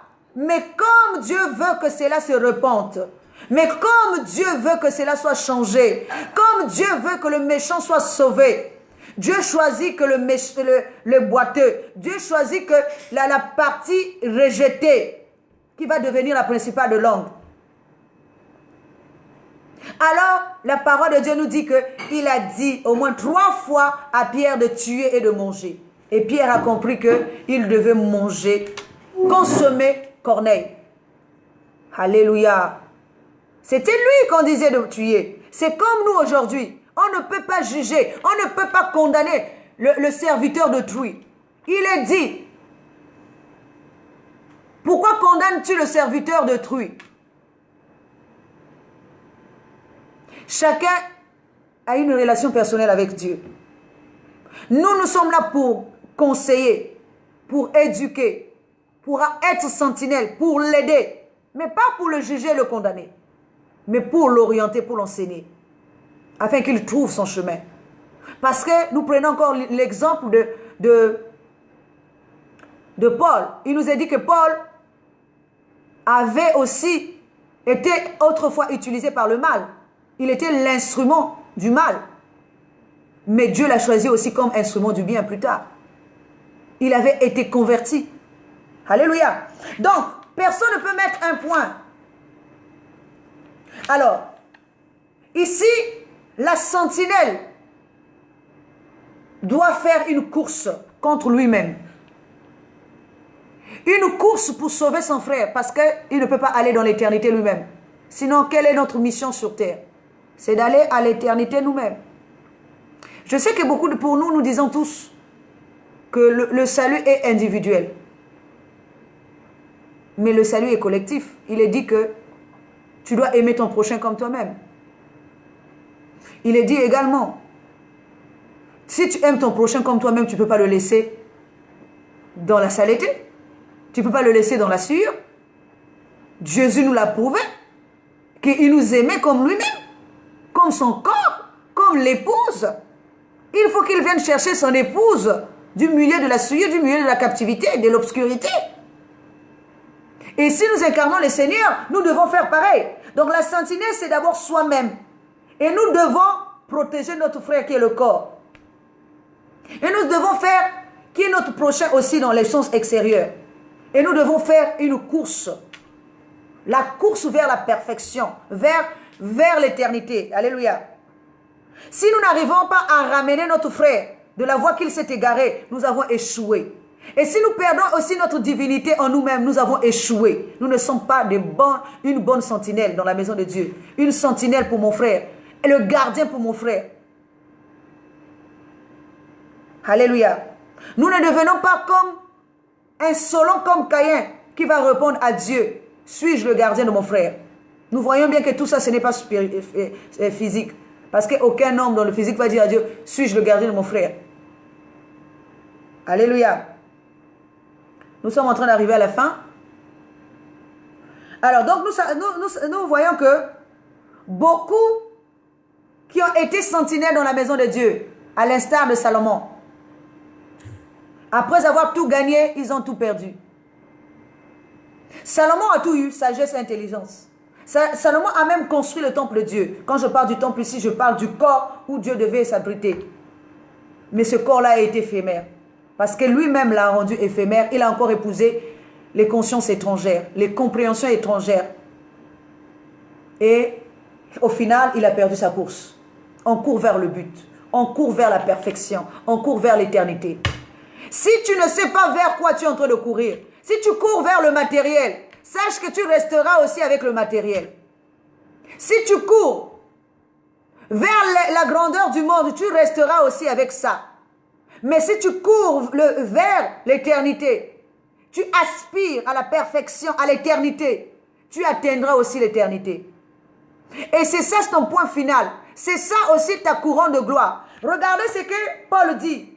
Qu'aucun homme, dans Colossiens 2,18, sous une apparence d'humilité et par un culte des anges, ne vous ravisse à son gré le prix de la course, tandis qu'il s'abandonne à ses visions et qu'il est enflé d'un vain orgueil par ses pensées charnelles. Aucun homme ne puisse vous ravir le prix de la course. Le prix de la course ici, c'est notre éternité. Si vous ne le savez pas, sachez-le que c'est l'éternité qui est le prix de la course. Est-ce que nous sommes en train de courir? Paul dit aussi, Galates 5:7, vous couriez bien. Qui vous a arrêté pour vous empêcher d'obéir à la vérité? On n'obéit qu'à la vérité. Vous couriez bien. C'est que la sentinelle qui court, elle court vers la perfection. L'homme qui est aussi en train de courir, l'homme ici c'est le corps qui va progresser. Si elle court, c'est pour atteindre la perfection. Pourquoi courir? Parce que le temps est compté. Le temps passe, mais l'éternité ne passe pas. Dans le laps de temps que nous avons là, nous devons progresser, atteindre le niveau de la perfection et rentrer dans l'éternité. Sinon, si le temps s'arrête pendant que nous sommes encore au niveau de l'homme, nous allons nous arrêter avec le temps. Le temps ne rentre pas dans l'éternité. L'homme ne rentre pas dans l'éternité. Il faut sortir de l'éternité. C'est pour ça que Paul dit toujours aux Philippiens 4:1. C'est pourquoi, mes bien-aimés et très chers frères, vous qui êtes ma joie et ma couronne, demeurez ainsi fermes dans le Seigneur, mes bien-aimés. Donc nous voyons ici, la couronne de gloire pour Paul était les gens, les bien-aimés frères. C'était eux la couronne de gloire pour lui. La couronne là, c'est notre prochain qui est notre couronne. Nous ne pouvons pas aller dans l'éternité et vivre nous tous, nous seuls. Si nous incarnons l'image, l'autre incarne la ressemblance. Il faut que nous deux nous rentrons dans le pays. C'est pour ça qu'il a dit deux valent mieux qu'un. Et il a dit que deux ne peuvent pas marcher ensemble sans se convenir. Il faut que nous puissions nous convenir. Il faut que l'un puisse tracter l'autre. Le convertir. C'est pour ça qu'il a dit que nous emmènera toute pensée captive à l'obéissance de Christ. Parce que toute pensée doit obéir à Christ. Alléluia. Nous voyons aussi que Moïse, lui aussi, il a perdu le prix de sa course. Après avoir gagné le monde. Et lui-même, il n'est pas rentré dans l'éternité. Il n'est pas rentré dans le pays de Canaan. Parce que le pays de Canaan, ici, c'est l'éternité. Si nous courons, nous devons courir bien. Nous devons courir dans la vérité. Et nous devons courir dans le temps. Pour ne pas demeurer dans le temps quand le temps passera. Alléluia. Et nous devons porter une couronne incorruptible. Pas une couronne corruptible. Parce que il y a une couronne corruptible et une couronne incorruptible. La couronne incorruptible va passer alors que la couronne incorruptible va s'arrêter. Et va demeurer pour toujours. La couronne incorruptible, c'est le corps. C'est pour ça qu'il dit, vous, mes bien-aimés, vous êtes ma couronne. Ma joie est ma couronne. C'est le corps spirituel qui est formé aussi de plusieurs membres. C'est ça, le corps spirituel qui est une couronne. Le corps spirituel qui est une tour. Le corps spirituel qui est la connaissance céleste. Qui est la conscience divine. Qui est tout. C'est ça notre but d'exister. C'est de revêtir le Christ. Revêtir le corps éternel. Mais si nous pensons comme l'homme extérieur, toujours en train de ne pas chercher le nôtre lendemain, nous allons voir que franchement, nous allons demeurer dans l'homme extérieur pour toujours. La sentinelle ici, c'est vous et moi. J'ai besoin de vous et vous avez besoin de moi. Nous avons besoin des uns des autres. Nous sommes un corps bien coordonné. Que le Seigneur nous aide à comprendre toutes ces choses et à les mettre en pratique. Car nous ne devons pas toujours marcher selon la vue, mais selon la foi. Que le Seigneur vous bénisse chez vous et bénisse également votre entendement, votre compréhension, bénisse votre esprit afin qu'il croisse et qu'il rentre dans les profondeurs des eaux. Gloire au Seigneur, je vais prier. Gloire et honneur à toi, parce que tu as été avec nous durant ce moment. Bénis ta parole, qu'elle trouve une place de choix dans la vie de ceux qui vont m'écouter et ceux qui m'ont écouté. Béni sois-tu, dès maintenant et à jamais. Dans le nom précieux de Jésus, j'ai ainsi demandé. Amen.